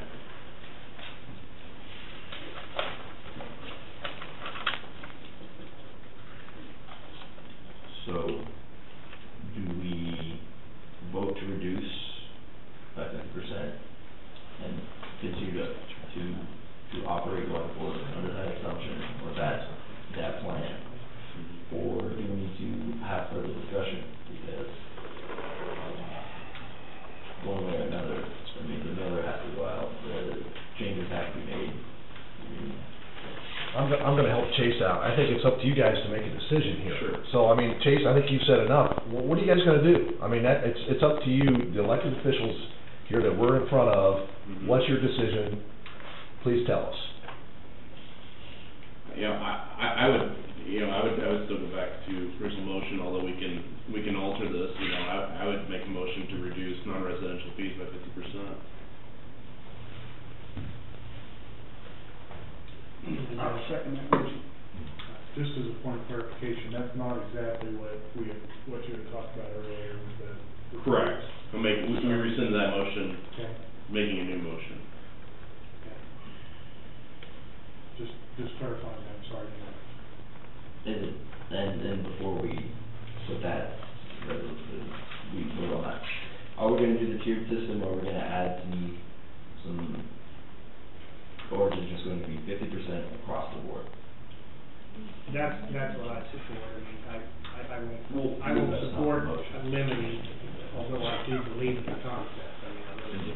But I think it needs to be, I think you'll save a lot of headaches. I mean, But and make it. reducing non-residential across the board, because if you reduce the residential, we also have to include the 5,500 amended statements to include that now it's $30.50, or you have to reset the amount. Do we propose to just do a 50% reduction across across the non-residential, and then keep the residential at $61, and that means $30.50 is due December 20th, with a quarter of the assessed value due December 20th. That's what the motion is on the floor. Okay. Do a motion a second. All in favor, signify by saying aye. Aye. All opposed? Inclusive of it, 1% across. Support, I'd probably support more if I thought it was, legit on the bills. But I think our appeals process, I hope will address, Yes. easily address that, so. Yeah, The it appeals is process is something else.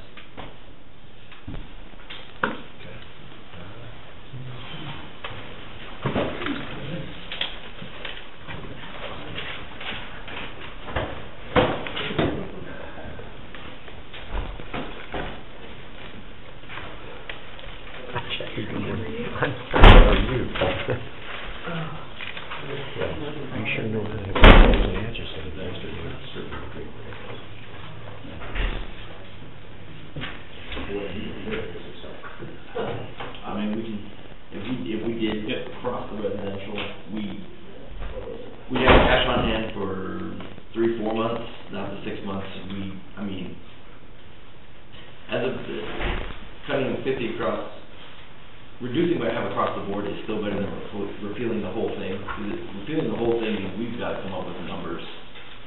Something I'd have to say is like kind of, before I jump in, and I would not, if we can, that is great. I would support that. I just was afraid with the number crunch. I mean, one thing I would like to see though is the certificate deposits from our treasurer. I need to get.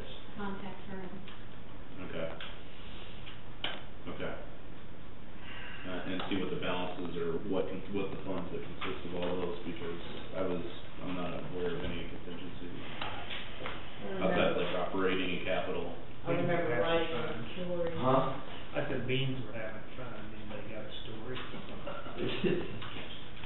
When we I started. mean, if there truly are uncovered contingency funds, I mean. Well, I do think, I would know. that this letter needs to get drafted.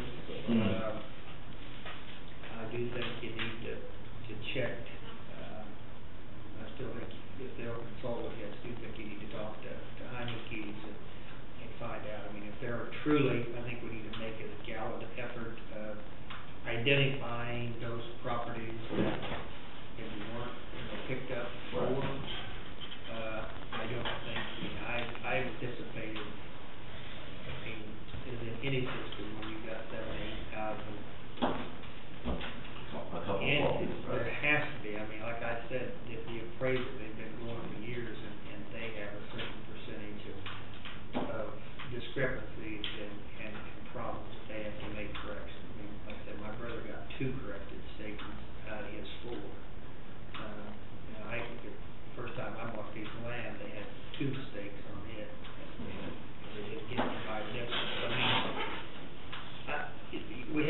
we have to accept that, and. But even if we got solid committee, the Heineke said, we pooled our resources and got it in the next 6 months. You know, let's just go back to the whole basis of, and, I always state, my belief is that which we have probably have some kind of funding for alternative funding for some of these things. Because particularly almost the current one-cent sales tax structure in place. That's just very heavy. So, you know, I'm not gonna say more because I think some of you have been in here for my spiel too much. If you want to talk about, I can put up another issue on the sales tax, equity. Yeah. Using common sense, Mr. Steck, it's easy just to cut a quarter, an acre, that doesn't sound like much. But he doesn't realize that 70% of the trash is generated in that solid waste is right here from the city. So why should agriculture be taxed for something that they're using 30% of? And I doubt they use 30%, like my example, 21 residents on my road, 19 of us pay $45 every month. Cause that's a lot. Well, I got a friend in Seneca. Now, I don't know what he's counting.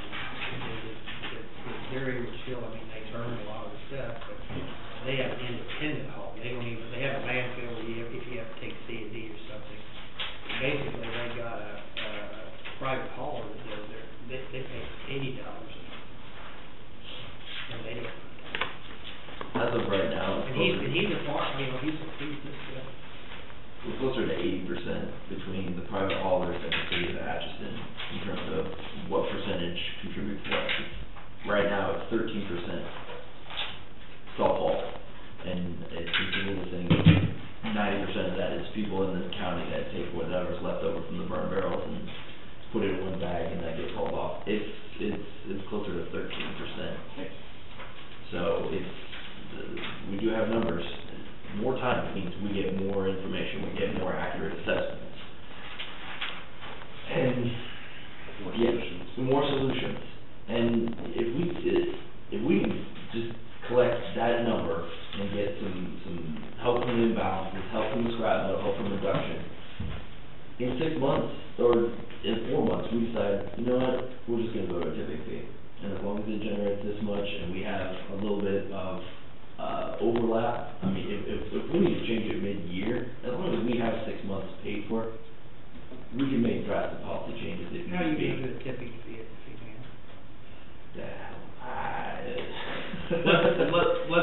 We're getting down the road too much. Right. We're talking about global I know hindsight is always the best thing, but there's no doubt that probably it's not real popular even though in the rural area we would benefit.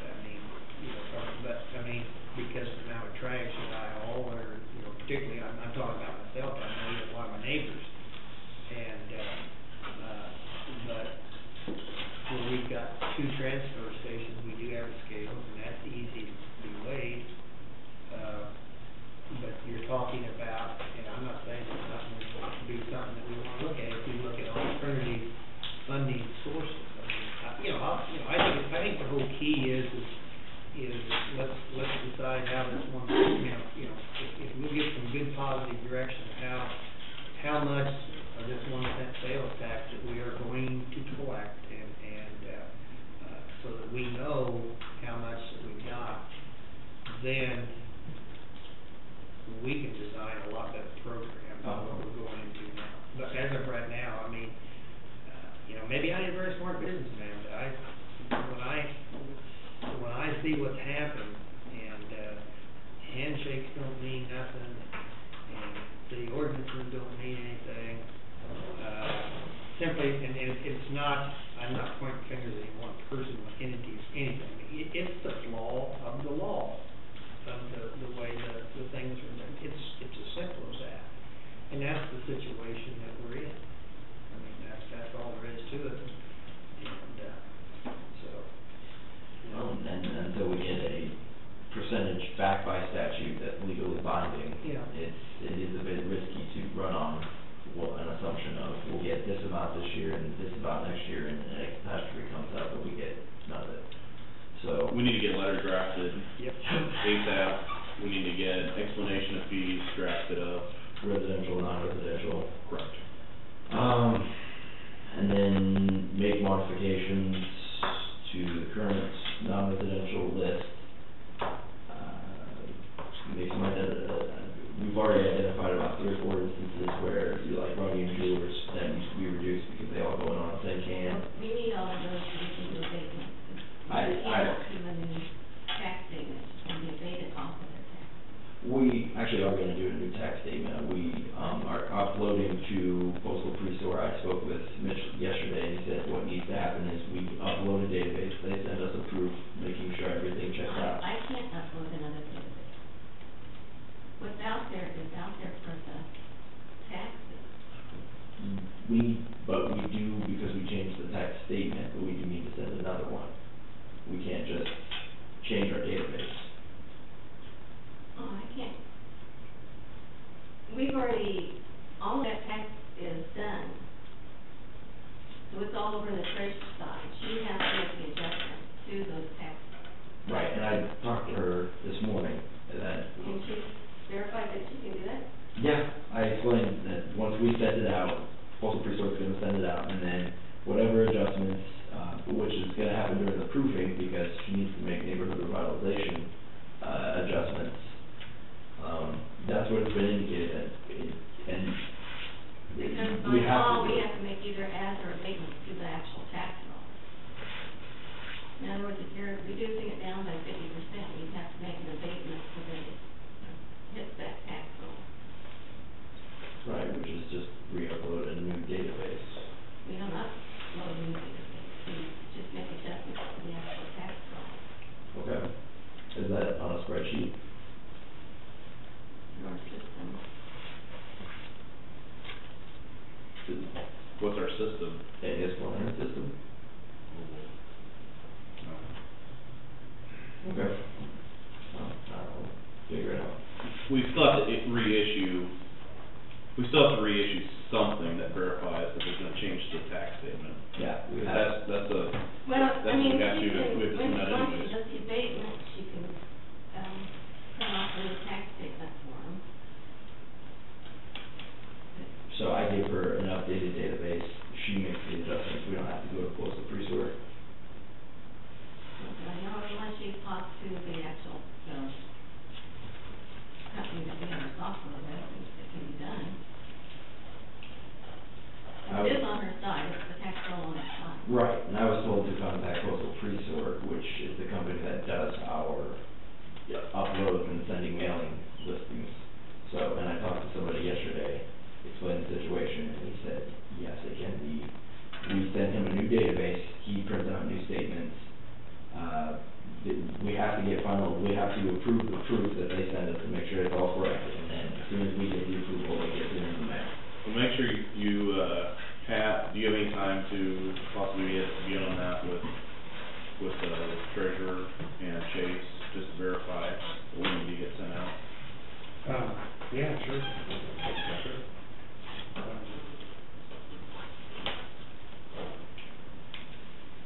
I'll talk to Jason.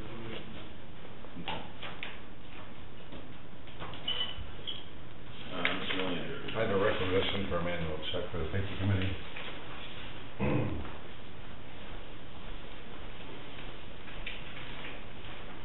Christmas parties over here this summer. Should be paid out of my budget.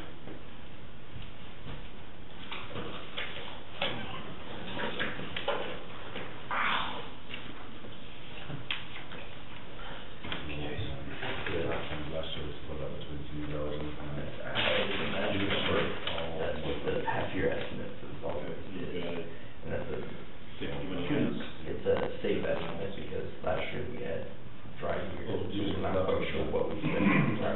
this year's budget. But that's what reduction has to non-residential, that's what it's expected to generate. That's what our shortfall is. What's not figured in the shortfall is when we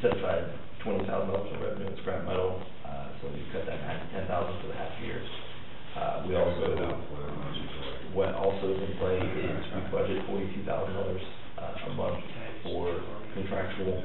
Last year, granted it was a dry year, but we spent closer to 32 to 35. You got time. So, and then if we were to get this 50% reduction in the commercial and hauling, we're looking at $5,000 less spent in transfer station, just based on the Unfortunately, So, there's all those, and then, whatever we can find out in terms of what our balance is gonna be as of January 1, that's also including 90,000. So, that's it, at 90,000. Mr. Chairman, Would be paying for the fuel up front. So, that won't be an expense for the last half. So,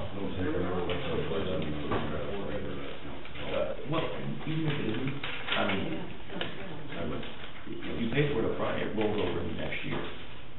So, if we don't use it, then it's just less we spend next year. Or we keep rolling over, and then, you know, something happens and we have to use a lot of fuel. We have that built in. All right. So, that, just wanted to, but, get you the numbers, so that, you know, kind of mess your. Do you have them yet, Eileen? Yes, I dropped them off in her office. Yes, you did. Well, no, I dropped off, we're at my limit of visa flight, I paid $189 on my personal debit card to finish this thing. And I got that requisition off yesterday, then, I don't know, I don't have them with me, it's $8,000 for the remainder of everything. That was the new electrical with the Rick's building and, all their supplies. I think you should take that. We did. The listed. I just have county general capital improvement on there.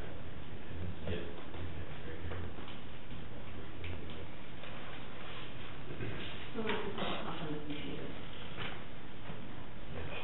33. So, I can So find on it. that one, the computer is $149, that's the computers or the laptop? So that's fine. That was for the, tablet PC will be in the channel. Hold on, I'll get it all for you real fast. Well, yeah, I don't, we didn't have one, that's why. 9246, 97, is that the total amount? That's what's on the. You wrote them all, you wrote them all down, so that should be it. That doesn't include that 5,000 you got, That does not include the appliances.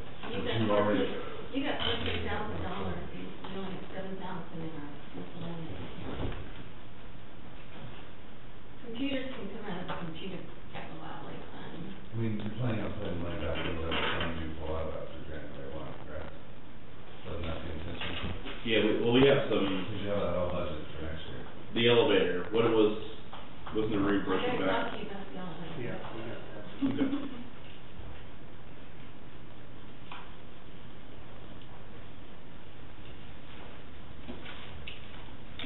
The computers can come out of that capital outlay included computer fund, which is like 3,000 plus around. 3,000 plus 2,500. Sorry, yes, 3,000 plus 500.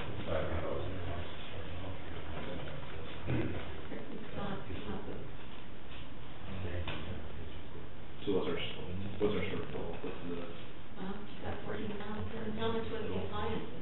Actual, you had 5,000. Correct, no, appliances were not as much, correct, for this is the amount of. Have you purchased those the appliances? Everything is supposed to get them. Basically equivalent fund. Hold on. Regular. Let it bring it up.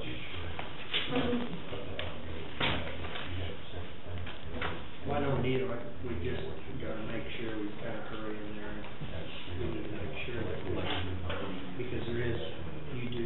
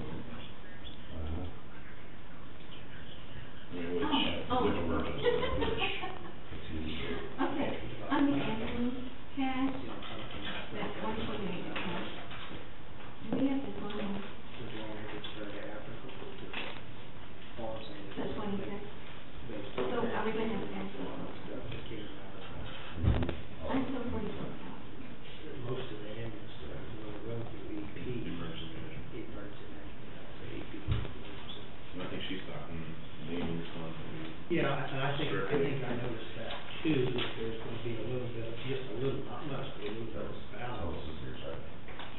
So, she's on. Yeah, our monthly.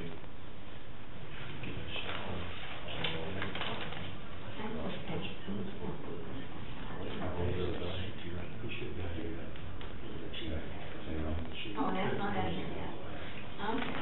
27, that's about what we pay in tax.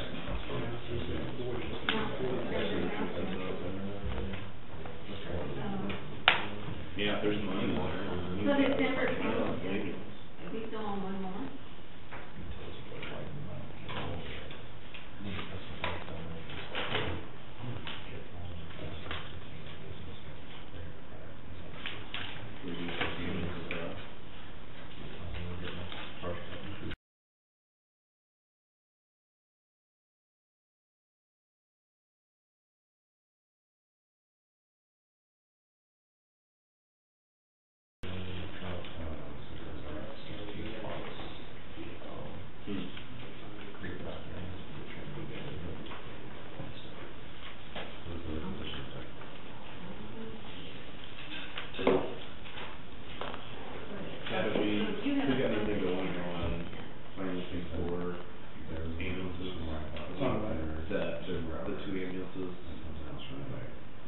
Lease purchase financing.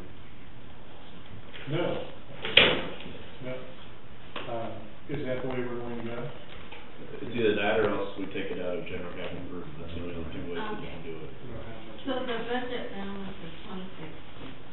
Well, you got 600 there, but if you're gonna pay for that. Because, Building. The building, too, that takes, that's complete a third of the road base, so Okay. I'm not opposed to spread it out. And, I'm hoping there's gonna be a little surplus so there, it's 26. because we're guessing on the operating costs. What about? Okay, so, Or whatever the, okay, so you have a place to For the do 44,000. whatever Okay. the agreement amount is. The two invoices? Forget what I said, because it's all gone. We're paying out 26,000, and it hasn't been posted from the 44, plus we still need more money. So, if there isn't anything. I figured that, it looked to me like, I wondered if that may not be the, you got the figures there now? Everything but one. Oh, you're sorry, I didn't see you on stuff, okay, I'm sorry. Let's say we have another mild winter and we have extra money in Matt's department. Now, is that gonna be thrown into this fund to help pay for stuff, or would he be able to do some equipment, or? That's the leftover goes into capital outlay for next year. So he couldn't like buy a truck or buy something that goes into, or he could? Well, we would have to take a little something out in case we have, we have to take care of emergency transitioning from 2012 to 2013, but depending on what that number is, we can either not touch it at all, but it would definitely help with that deficit that we're running. So now it's all like 2013, we've got 9 coming in, including your own further back in that case. So now you're looking at one larger general fund.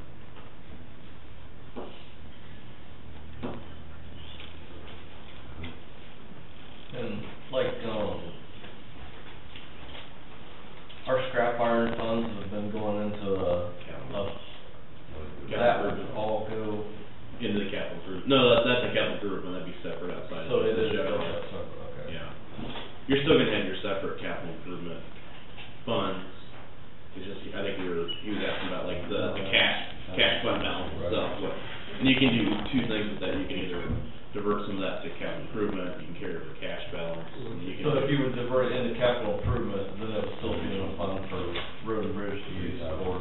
Yeah, I mean, now there's still one general capital improvement fund, which I think technically, the only two departments, I think, law enforcement, and I was thinking there was another one, I can't remember look at it. There seems like there were two funds in capital general improvements, I think. Statutorily, we can't, not just we, that's what it was, that we cannot transfer back and forth. I thought Chase had identified that, the metals, the metal fund as being one of the funds that we use as offset. It wasn't included in, but it is on the table. That's one source of revenue that I did identify. It did not include into the calculation because at this point we don't know what it is, but we did estimate that we would have 10,000 to cash on hand. So it could be used. It did not. I did not figure that into the number, the 6-month estimate and the estimate of what we that deficit can be solved a number of different ways, but I didn't figure in the reductions. I didn't figure in the scrap metal. That's just what we have solid waste, what we have expenditures. So that's the number that we have to fix, either with the balance as of January 1, whatever we take out, with scrap metal, and then with reduction. That's how we have to sort that out. So yes, it is, but with $250,000 we can raise as of December 20th. We can operate the transfer station for a while before we have to bump up against deadlines and deficits. Oh, I'm sorry. Yeah, I can come back. Okay. I'll be back. Hopefully you're right though. Okay. Total, are you ready for me now? Sure. All right, total expenses was $12,087.75. Sears, we approved $5,800, we only spent $3,857. $3,857.35. $35. Yeah. That's really fine. That was for the appliances, for both appliances.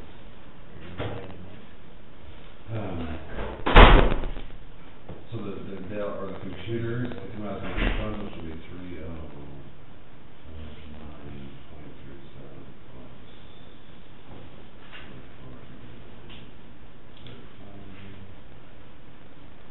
And can that also, I mean, printers can come out of there also, right?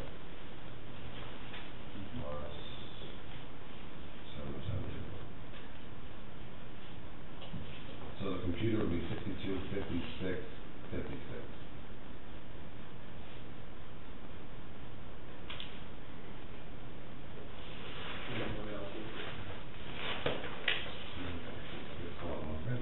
The only thing left would be the furniture, the couch, the bed, the shelving, and the desk. So we have that for you. Yeah, you got it. So we've got 2,000.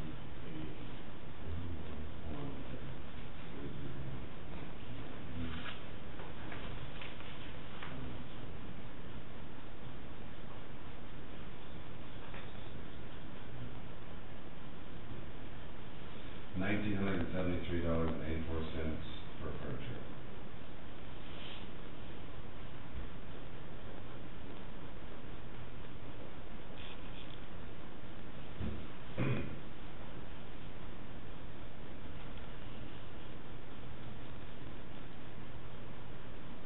So What was the sum you spent on, was it under county general computer, what was? The 154 account, The what? the 154 account, kept out into the computer account. Oh, okay.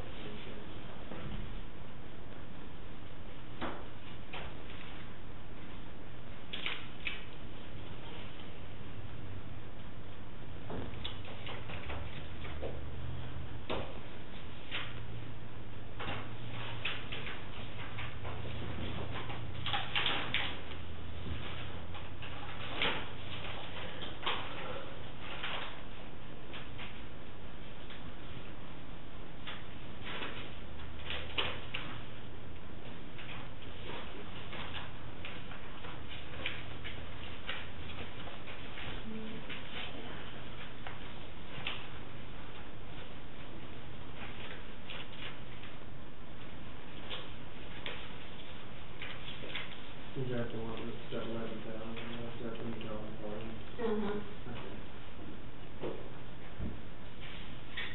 Okay. Just so that you know, they want to do a study on the county lake.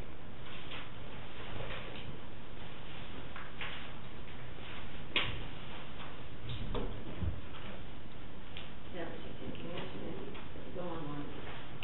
Go on.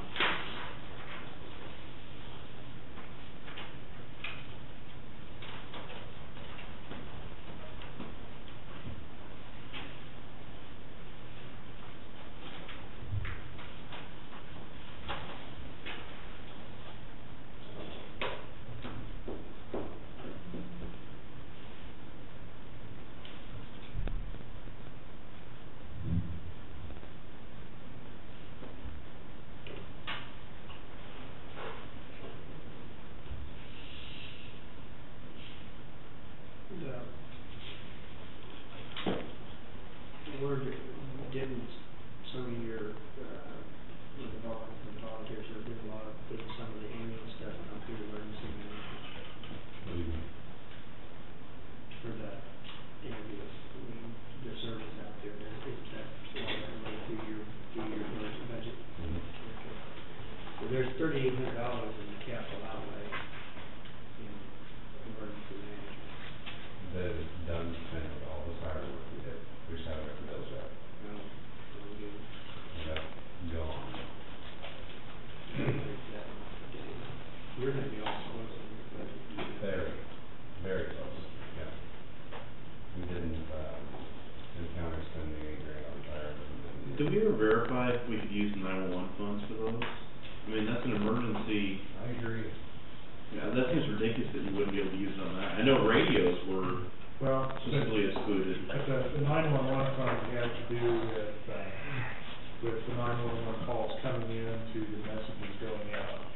And I think this is beyond the scope of what's allowed under the statute. Okay. KAC does have a website, I can't remember the name of it, it's like 911 answers or something like that. FAQs or something. Yeah, their explanation definitely had the sirens being outside of receipt of the calls. It isn't just simply in the 911 system at all, it has to do with the calls coming in. So, there's only an inflow of information side on the outflow. Pauline, is there something more than this?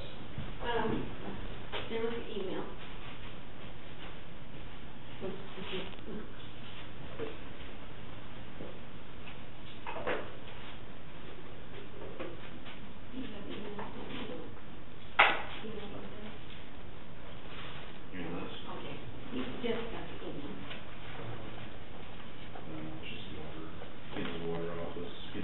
Geological survey is just one you do. Oh, that's, yeah, they Take call- core samples They out call of the lake. Pauline and they call me and I call the guy back. I don't know what's the. They just need approval. Oh, okay. They did, I'm pretty sure they did that a year or two ago, because, Road and Bridge went out and helped them get their, the water was so low, we had to take a backhoe out and help them get their boat out in the water. And they go out there and they took 4 samples of them. Well, he called, I first called Paul when he got there to me. I didn't talk to him direct, but I didn't feel I was in the capacity to give him permission. I mean, I'd never seen him, never talked to him, I didn't know whether he was legit or not, so I just felt important he kind of explained to us what he, and I don't understand it.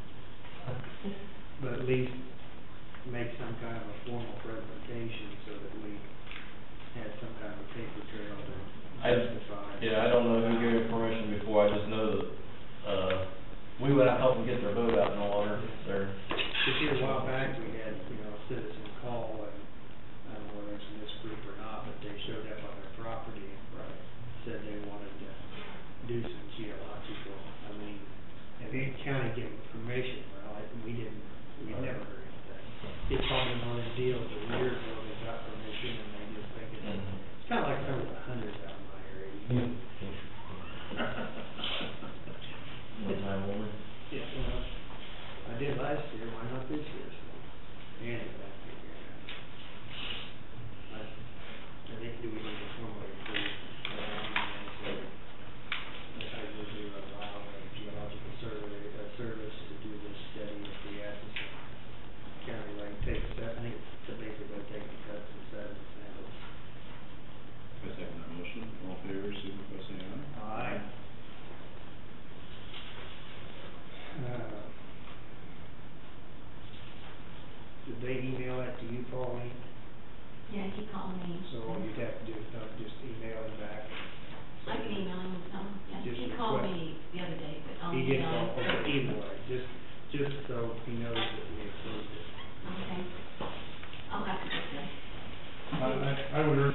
make clear in there that we're only authorizing work on county-owned property,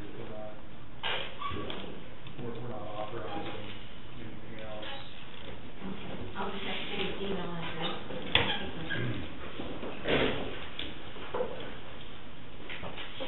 There is an ambulance, Yeah, you got there's $1,800 left in there. you could use, well, furniture would furniture would use a little more than that, but I'm not gonna be using that. Right, that's what we've been looking at. Yeah, I mean, the capital improvement of 3,810 now is spent by siren. Okay. But the ambulance, That's why I'm glad you're here, because I do now remember you bringing that, it just, I don't know how time. Yep. Because our ambulance is paid off, I don't know how to count for it, but how much money there each year we do, so. Paid off, so. The one that bought The one that, 5 or 6 years ago, this one, shot that's the new one now. Oh, this is the other. That's the new one. I got it, that's the other. Can you transfer it to me? I don't know if it's the same number. I don't know. It's another account. Is it the same phone? We run the same phone system as that. No. I don't have a phone system. That doesn't work? Well, there's no doubt we got, figured out like, the computer easily taken care of. I don't have, I have to find out whether you can break that, and you know, how it is covered and things, whether we have to break up the, redo it, break up that two rows. Well, I mean, you can take the rest of it out of, she can do that, you can take the rest of it out, because originally you were gonna pull $5,000 for the appliances out of a certain fund, and we only spent 3,800. So it's like. Yes, ma'am. Yeah, but we might need Yes, some money and, for something else.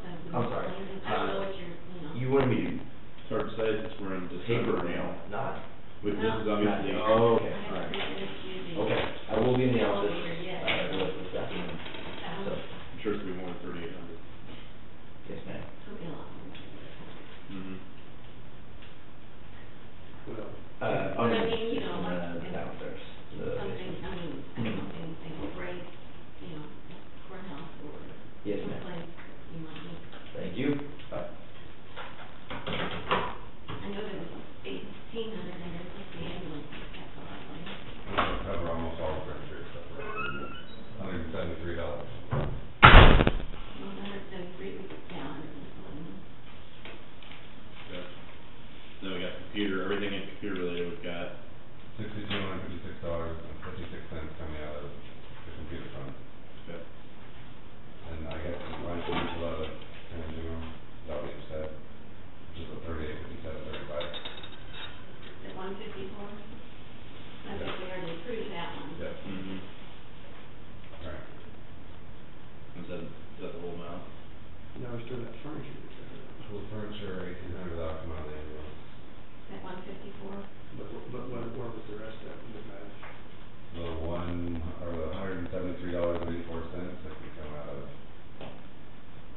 Sheffield County General. We just talked, yeah, we just said, County General. Okay.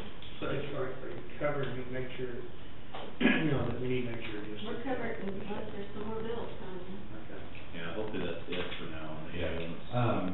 The wiring that you approved, that they're always off the first year bills for that, for the, Their bills first, yeah. and that can come out of the ambulance operating Yep. costs, so. Yeah, we got, well coverage on that. Yeah, we'll be in good shape, in fact, you know, probably even, I think, we never lost to the white car. All I was gonna do is, I kinda already did update them on the loader situation, and I guess I kinda already did. Well, you're good enough, I mean, your budget's. Yeah, we're And probably. the way it looks, it's just, it's gonna I didn't hear pull that. our cash balance down. Well, he can use capital improvement funds for that, right? Well, we don't, It's not an operating expense, is it? Yeah, pretty fair. right, Because initially he said something like, what, 8,000 initially, what are you talking about now? He said 11. it's gonna be 11,000, Yeah. so I just wanted to update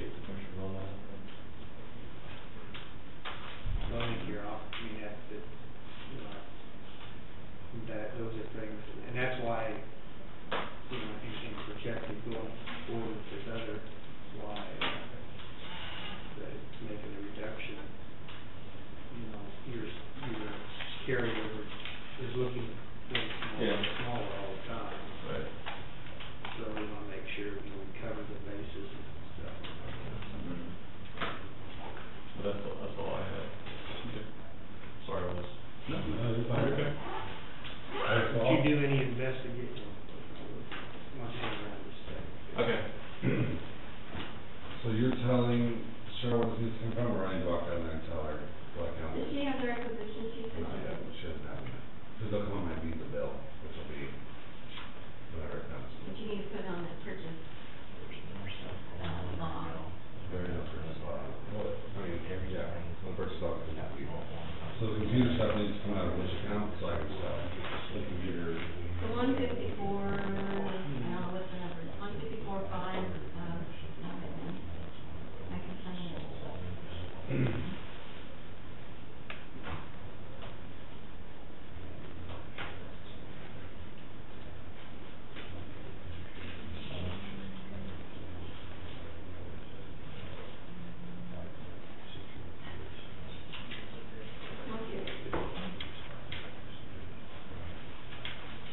Miscellaneous account is 2154500.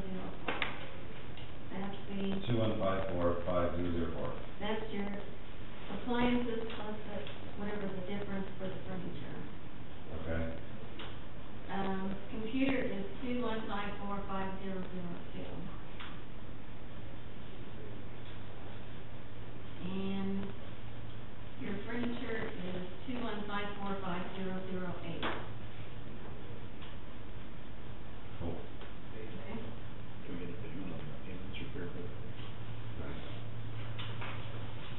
Okay. One more question. With the phone system, they'll be signing contracts next week. We're going to have the large getting ready for the new phone system to go in. So, am I approved to go ahead and advertise for the IT position or not, or what's going on there? Because I won't be able to put the phone system in myself. For 2013, have you drafted anything up, or I mean, as far as? I mean, we have as far as the job letting or job posting. Well, no, an actual description of like What'll happen, say for the full. what the duties Sorry, are. I went through it. We need a full copy. Sorry. I mean, with the project that you start on for next year alone, it'll be hard for me and him, or for whoever it is, to get it all done. I mean, I'm sorry, but technology, Well, I understand, but, you know, this is one of the reasons I had problems with the budget. There was no plan, nothing there. And as far as, you know, exactly what they had to do, and that's the reason I couldn't support it. have you seen the plan that the Chase went through? And I have not seen a plan, no, I'm waiting to see a plan, but. I thought you brought that to me. Unless you're talking about like, well, the only thing we saw was the position proposition, I think, in Chase. That's all I see on that one, yeah. Mm-hmm. I had laid out on the next year and have cycled what exactly it's gotta be done by date. Was that in the budget presentation, or was that? I mean, the budget, no, it's not in the budget. We had this meeting 2 months ago or so, me and Chase, and we went through and spelled out exactly what they were gonna do, when they were gonna do it, and, I thought he brought that to me. So I Well, will get because it. I think, yeah, I'm trying to think whether we asked him or not, but that was, There's a timeline, I thought it was, I think it was on his. it was on Chase's. Yeah, that was on the timeline that I'd seen. We did this at the same time, I think we all had that meeting here, with all the department heads about Chase's position, Okay. is what we did. Can you get us, I'll bring it to you. yeah, we need to revisit that, especially with a lot of projects. I mean, I'm just keep stacking, so. That's all I got. What's happening with the GIS? Lee Dawson, you know. He told me yesterday that Roger was catching on. And he said Roger could do it, he won't even need to hire that position. Really? You go down and talk to him and verify, but that's what he told me yesterday, that they're okay. And he'll be able to get everything done that they haven't been doing. Just go talk to, you know, make sure it's clear like that, but he just said, I think I can save you one full position. And what is happening with that budget? Is it staying like that, or is it getting thrown back in phrases, or? But yeah, that'd be something we have to. Well, I think he had indicated to me that he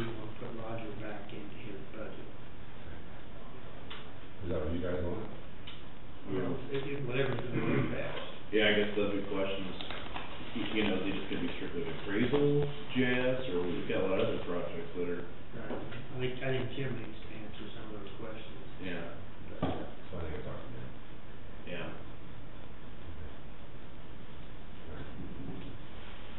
Is And then getting smaller, we saw KDC, next gen 911, I mean, that's my big too. Yeah. GIS. I think the biggest challenge is adapting every department to collecting the GIS data. That's gonna be the next big challenge. The other question, I see you getting anxious on your truck. I'm not anxious, they just told me I had to put in my bid by January 1 because they quit production in March. Ford quit production in March and Chevy quit production in April. So to get it before then, unless you went by 2014, which is supposed to be more money. It's better to get it on the end of the production year. Is it in your proposal that, it won't be ordered or paid for until 2013? Correct. Even though they actually will accept it in 2012? Correct. It's said in the bid specs, paid for. That's what we did with the mower, didn't we? Did we do something else late like that? They waived, any interest or anything, it's the agreement that they got it on hand. You're not actually doing anything. You just have to put your name on the list so it'll get built. It takes 6 to 12 weeks to build a truck. Well, So you just have to get- I guess my question is, not trying to deny, because after talking to a couple of dealers, there's also good government incentives out there. I mean, I think you're probably get some pretty good bids. But, when that comes through, is there gonna be enough money in your budget to cover that full amount? You're purchasing it to 13, right? And we already have 8,500 benefits from Ford Chevy and Ford Chevy too. And so you're already getting state contract pricing. You're not gonna get any lower than that. No, I'm not saying that, I'm just saying, is that, will there be, I know it's in your budget and stuff, but we don't collect all the money right off the bat, is there gonna be enough there? And my other question would be, is typically we use half of noxious weed, because And we you told me not to do that. I don't know that I ever said that, but I think it's maybe an option to do. I actually had it split 20,000 in noxious weed and 20,000 in emergency management, and you told me not to do that, put it all in emergency management. You really did, because then I took it back and changed it and brought it back to you. So you specifically were the one that said that, to do it all under emergency management.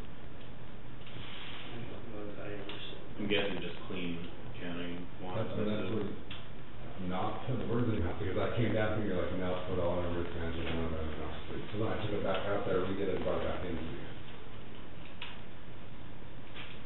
I mean, that's fine, we could do that, except for, we put 40,000 in emergency management and not 20, it's not like I originally had it. And I can show you the ones how I originally had it.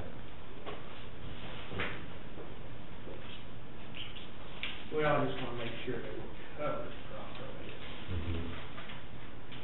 Cause they do, so it'll be, Originally, when I did the bid, I had 20,000 in noxious weed and 20,000 for, I brought it in here and you told me not to. sure. Any- But like I'm talking about the actual transaction, you're taking receipt of it at some point in 2013. Correct. It'll be like February of 2012. Okay, so it's not gonna be right January 1. No. Okay. It'll be Well, I think, February no, 1. I think. Is that what you're asking, or? I think it's specifically said that something, that purchase will be after January. Yeah.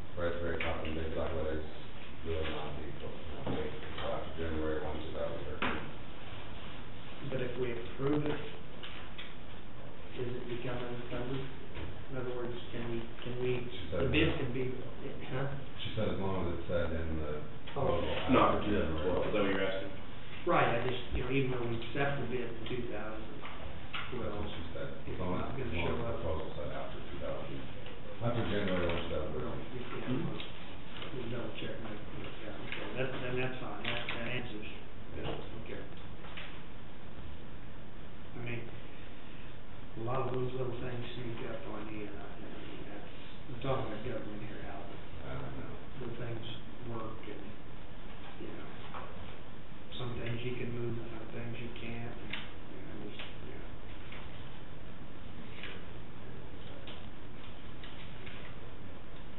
All right, that's all I have to say. No, I definitely timeline, get that figured out. I don't remember Chase presenting to me with the timeline, but I don't remember.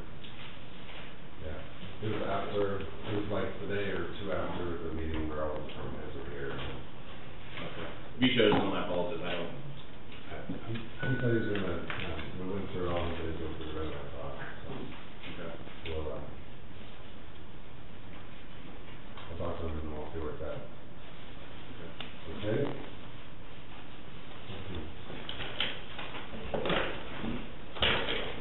Thanks, Wes, appreciate it. Yeah.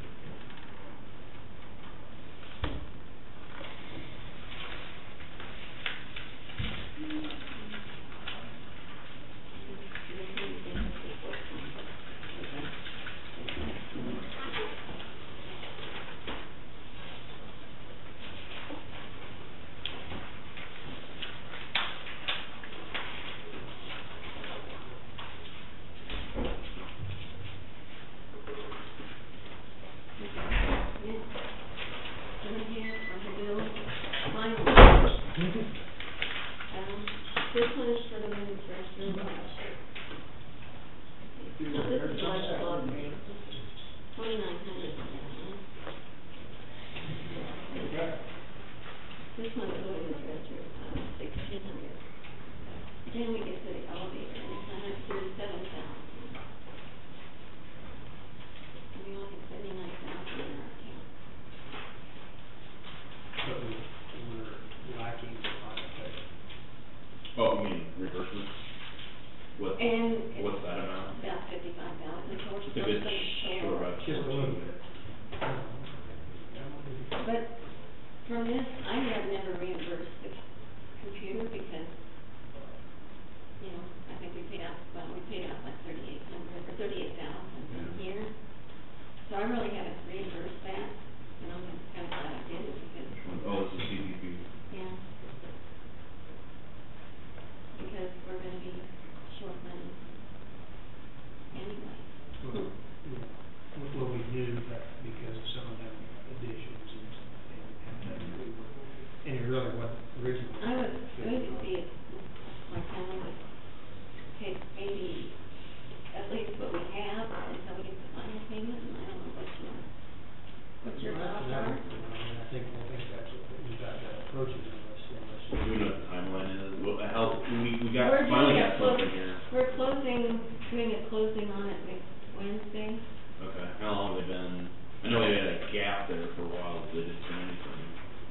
We know. We just got these, so. What, a It's month? been over a month. Okay. And I can't remember what Kathy said about, I think she was going to try to, So we can cover, well, obviously this one,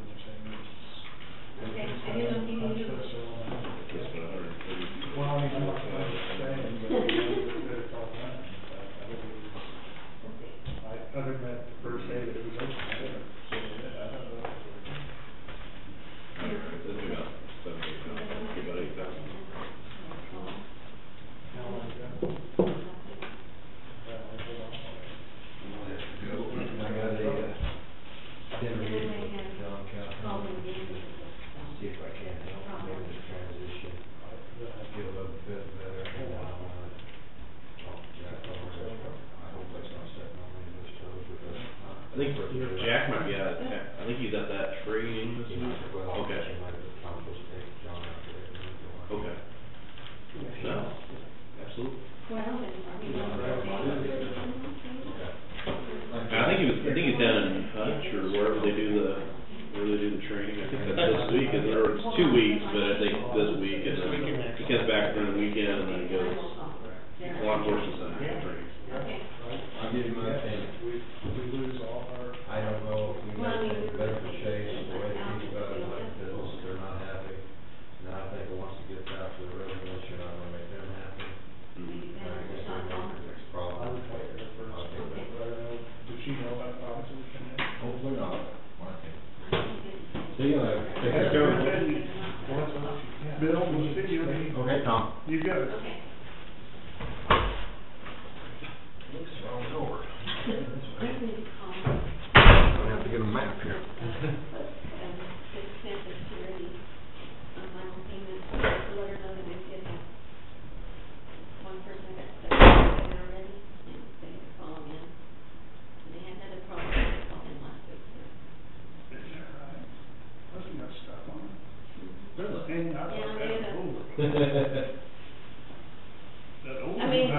They did use whatever was in the elevator and it called over to dispatch. So you're thinking like electric, I don't, DC? it has to be with the elevator. Yeah. So So I like. think those two we could probably go ahead and pay. I'll talk to her about this one. And where do you sign? I think just sign it in someplace. All three of us? All three of us? Yes. Let me get the letter to sign.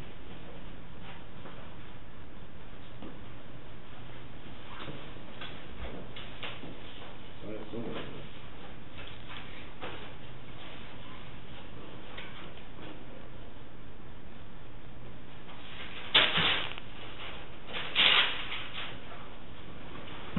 And then do you want this one back from? Yeah, I'm gonna just take that one.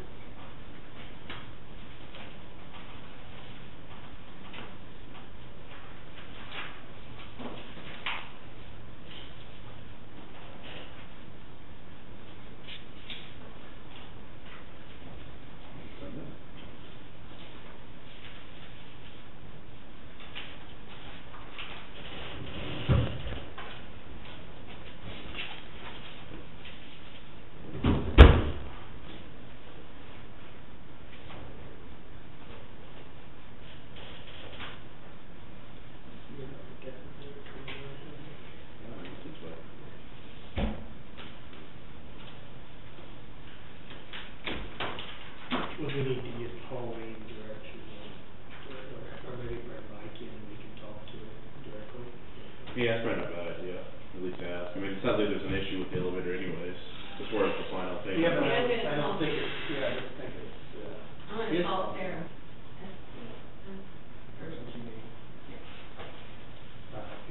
He's the contractor, if it's his problem, even if it was I mean, I understand he had a subcontractor and the subcontractor was the issue, but it's his problem. Well, and, yeah, we need to, because I think we can address two issues with it at the same time, so we want to have him in Monday.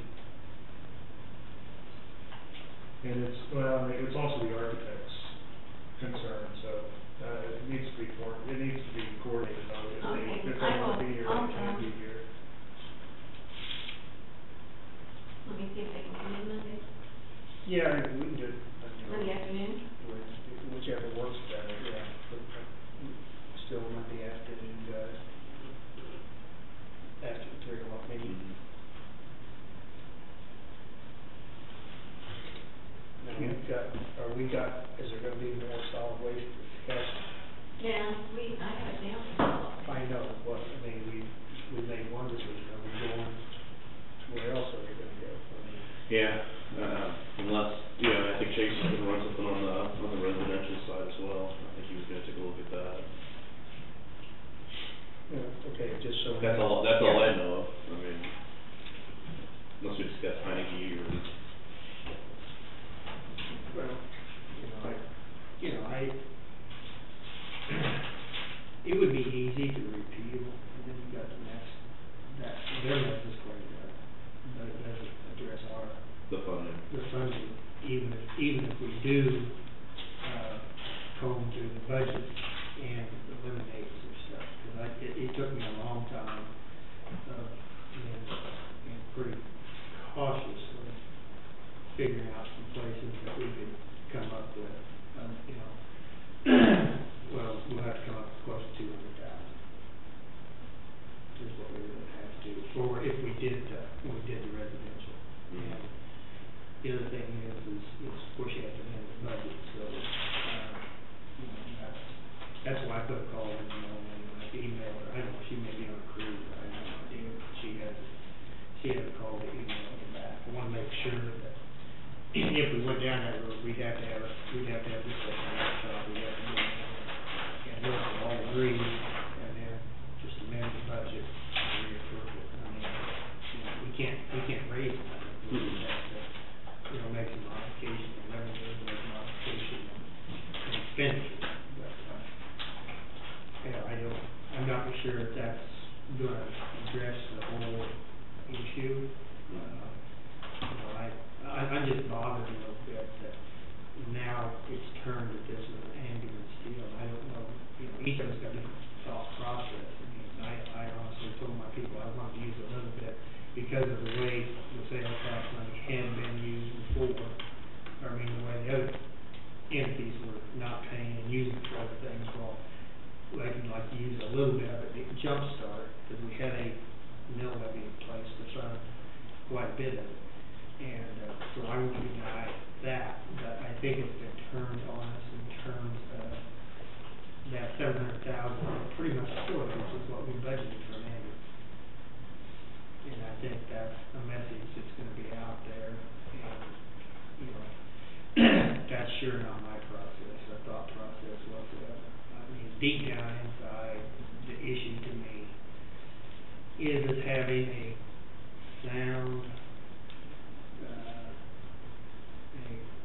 How do I say it? To just redo the distribution or how the sales tax is done, so that we know what we're going to get, and we're not guessing, hoping, praying, whatever.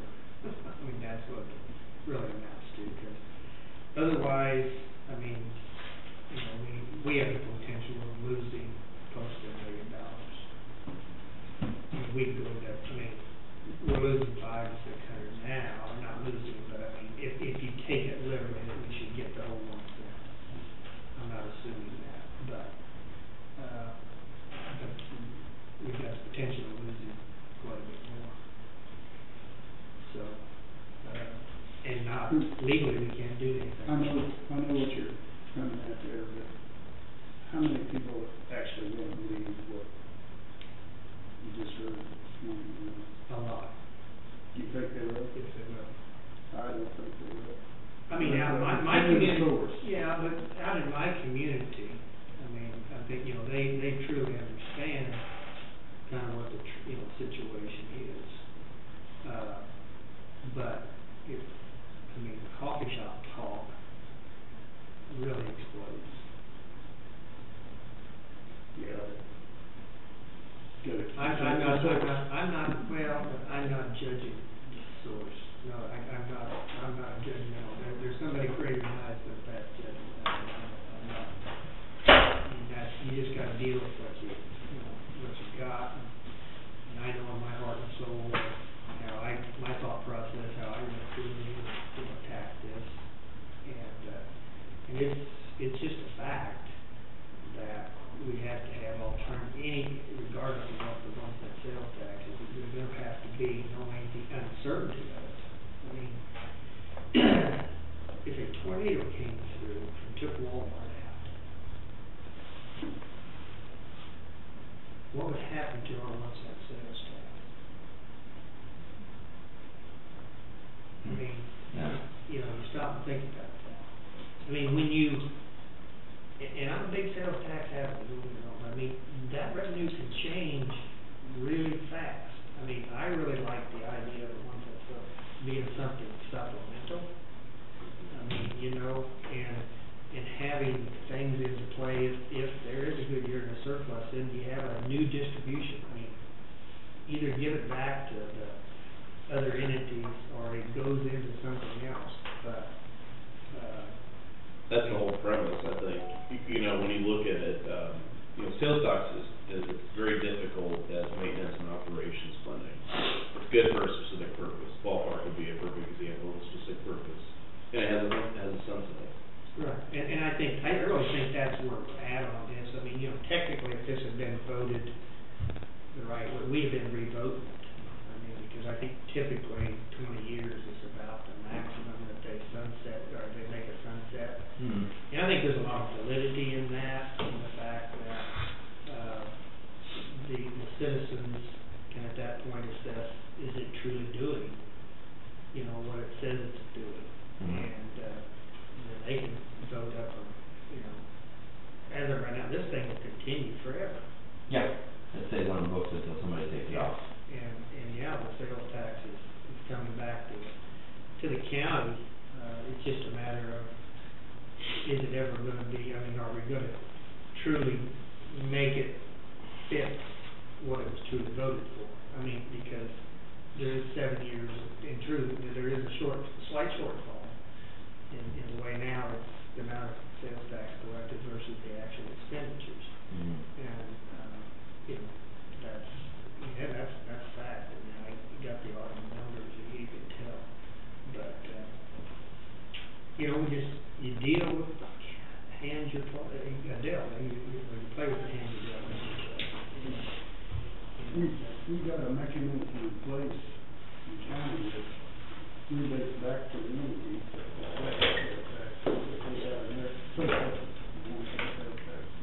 Well, I know it, I think shortly after you came on, there was a couple of years you guys did, according to the records that I dug up.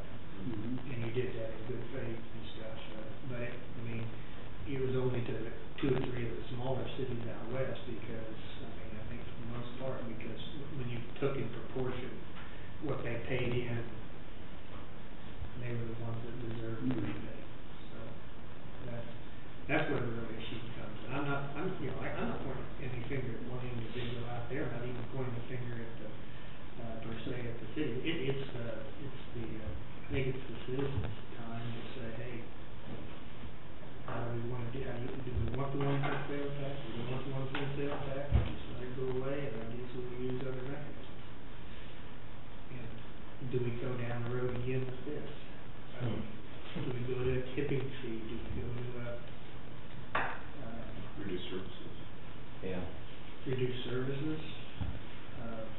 Can't just be about revenue generation, it's also gotta be about reduction and stuff. You know, this is bothering me greatly, because I knew it was gonna stir something, and I gave them good intentions. But the M&E thing comes up, it might even be a bigger headache, than.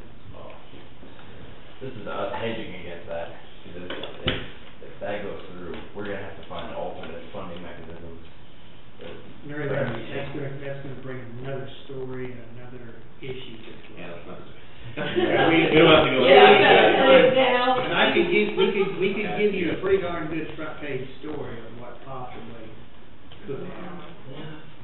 Well, I was just gonna say that there's another discussion about if there is a surplus, whether it should be rebated or not. You know, it's the suggestion here that you should be holding a few $100,000 in reserves to cover, and maybe more than that from, you know, what. Well, and I think if you ever do reach some kind of a palatable agreement, so that you know how the revenue comes in, what department, whatever, that say one of the departments you decide to fund, that you clearly say that particular fund is going to be fully funded by sales tax.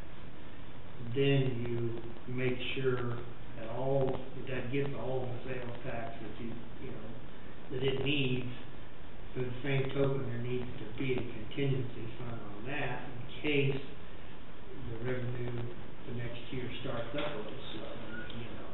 And once that contingency fund reaches a certain level, then that money either goes to help fund something else, or it does go back. In other words, I mean, there has to be some kind of triggering mechanism. And that's probably going to take back to our committee, it's probably going to take a makeup of the committee to review quarterly, semi-annually, those kind of things. I have no problem with getting, if citizens will, and give them good purpose, have them involved, and so they can see for themselves the figures, because,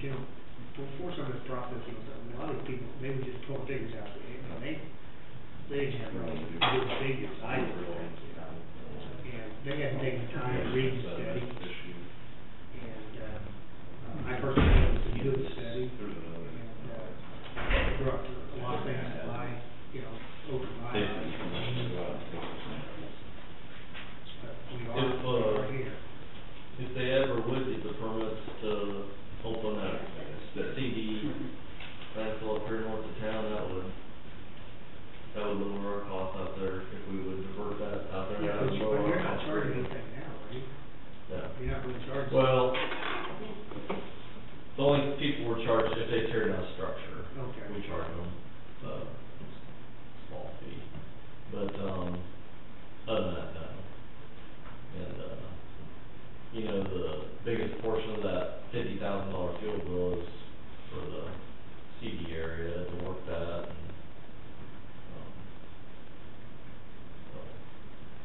That's what I was assuming, I didn't ask that, but I assumed that was probably your largest charge, Yeah. fuel. You know what else is, that's the biggest consumer of fuel out there is that motor working that CD area.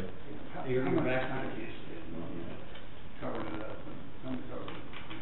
Well, in the Depends on how much study, you get in, yeah, it varies, but the study that Heineke did, I think, it was, they estimated it was $32 per ton is what it costs us to put a ton of CD waste in the ground out there. Costs $32. And of course, that, like I said, it saves you manpower, it saves you expense. Right, if the CD would go away, I'm pretty confident we could, get rid of a person out there, but, until that happens, I'll stimulate. We probably, And there's another, it really wouldn't, I don't think it'd save us enough money to do it now, but, actually, you could we could put the CD right in a trailer and send it, pay what's our new contract number? $31 a ton, and send it to Kansas City also. I can't see what. That's a different, yeah. I think that would hurt us, I would think that, because that's what we started noticing a huge Well, reduction in state, when you were pushing, but the budget out there was pushing well over $1 million. I think you guys started diverting more out of this construction demolition. Yeah. Drop down the expenses drastically. But I'm just saying, according to the study, it costs us $32 a ton to put it down there, and after our new contract, it would be $31 a ton. $70 a ton. Well, when you saw the transaction costs, the transaction costs of running the center are included in the $32. Right. But they're saying you have to have it as long as $31, so. Although And then that also- would be pretty easy to figure out. Also, you would say, if we pay $1 per ton to the state, is what the fee is, KDHE, that's what the fee is, $1 per ton to put it in the ground, so you can save another $1 per ton. Didn't realize they charged them. Yeah, for every ton of CD waste we put in the ground, we gotta pay the state $1. Interesting.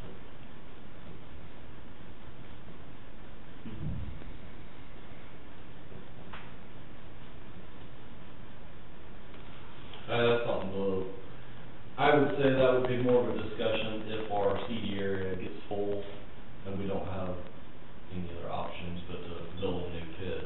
I would think that would enter into the discussion then.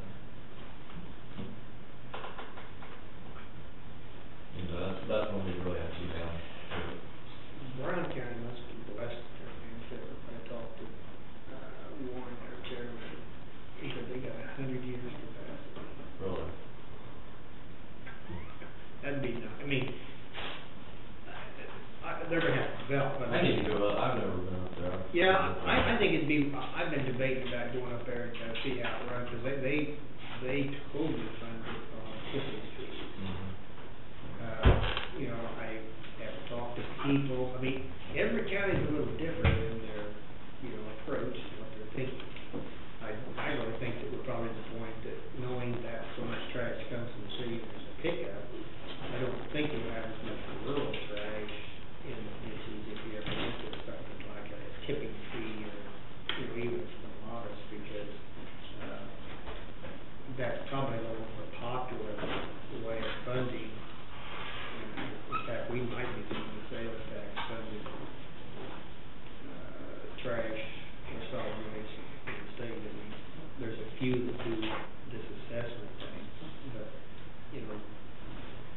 transparent, I mean, it's like anything else, it's got its flaws. It's got its flaws. Well, the only thing about tipping fee that I see is with a tipping fee, you directly get charged for what you put in there. Now, the trash haulers, it's gonna be. See, that's why I think you're raising a mistake. I mean, I think this is part of the issue. I mean, we've really kind of been spoiled. I mean, the way this thing is going, and it'd be nice if we truly was assured that we had enough funding to do it, you know, through the sales. Then you don't have to worry about it. If it's tipping fees, the trash haulers are gonna be in the same situation